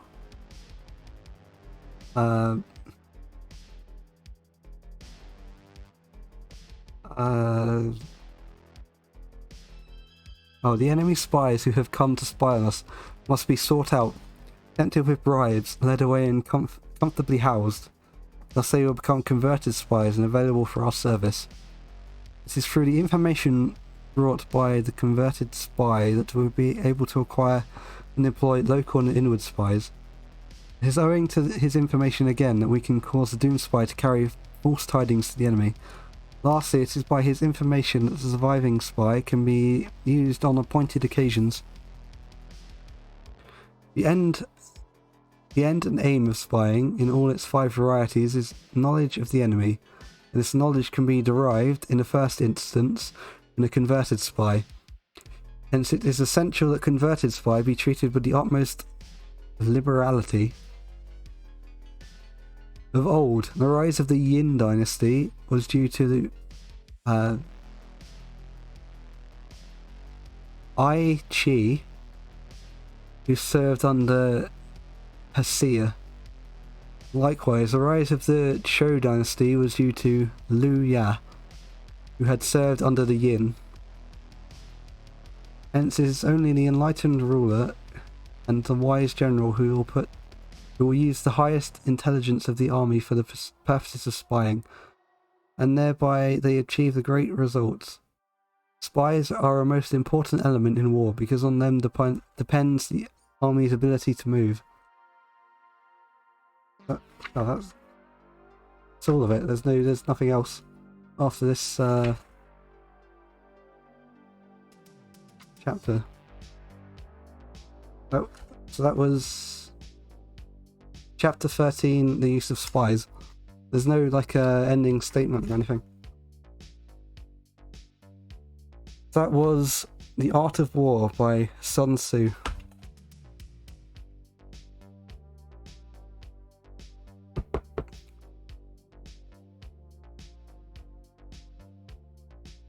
You have to use spies to read chapter 14.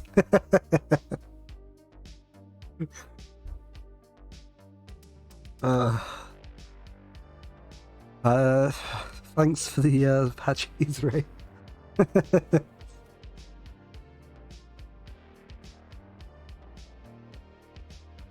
I didn't really have anything else planned. You sure knew a lot about fires? Yeah. They are apparently very effective in war.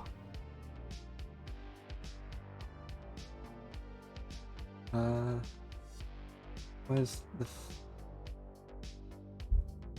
Oh, I don't know if you saw it, Congo, but I made a meme drawing.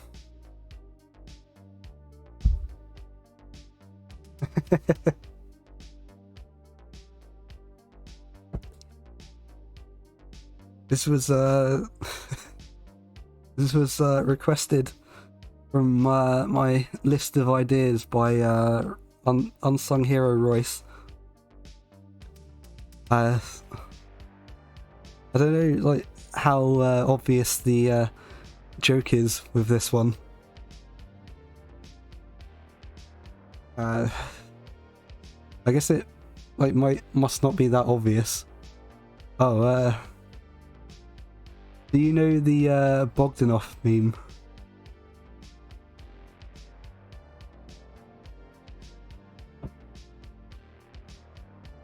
It's Soy Velek? No, it's motorcycle leather Velek. It's supposed to look like the full bodysuit motorcycle stuff. That's why she's holding the helmet. Yeah. That was one of the references I use when doing it. Yeah.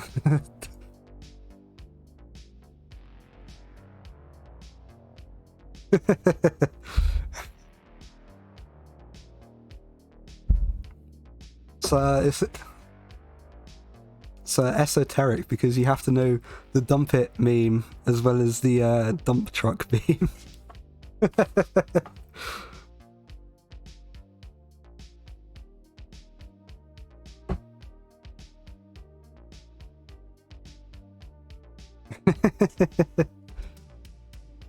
Don't get the Kelty bog mash up though. Yeah, dump it.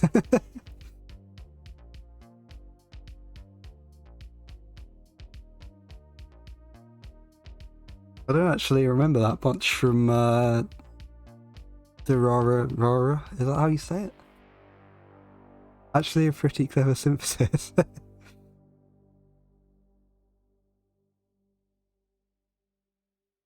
I can post my list of stuff on Twitter if anyone else wants to choose something. Probably do it when I end this. I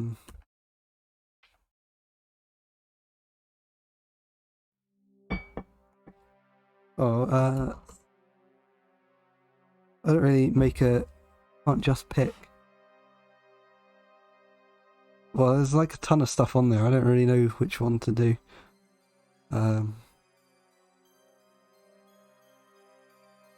Durarara.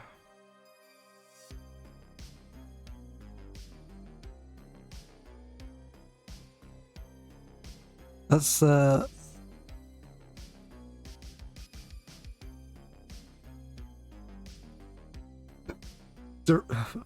Doraritos.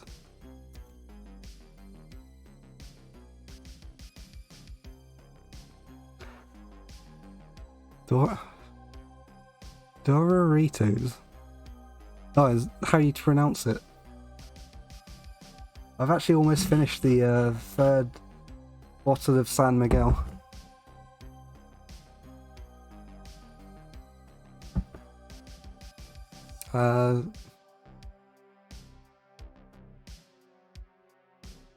Feeling quite tipsy.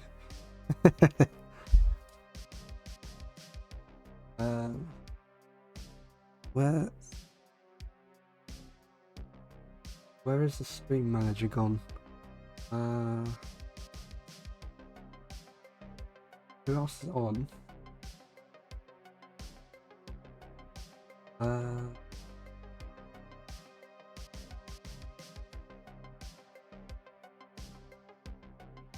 If it were later here, I'd have joined you.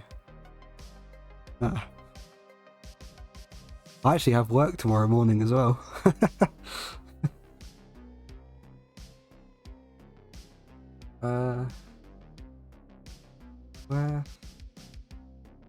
Where is... Oh. I've just noticed, it's, Mega May. So I'm going to raid Arifi.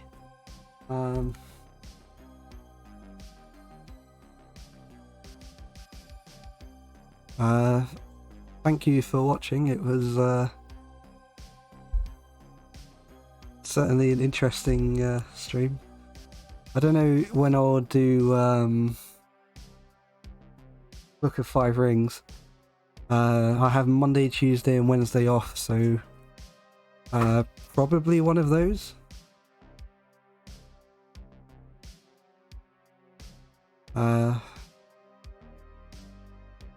Not really sure how to end. I'm also probably going to play Jedi Knight, Jedi Outcast, or Jedi Knight, Jedi Academy at some point next week. I guess I might be able to play it tomorrow because I finish work at about 6 PM, so I could stream after that. Where is Spotify there?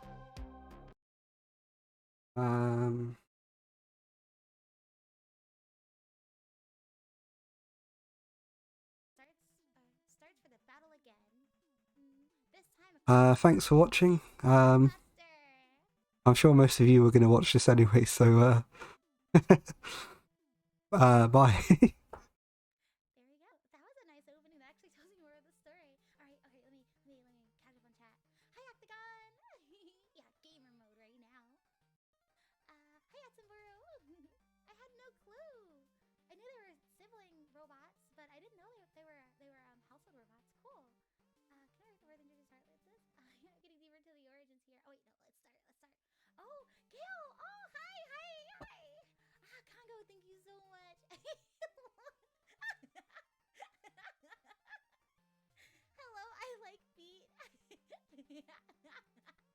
Okay, remember, hold the shoot button. Okay.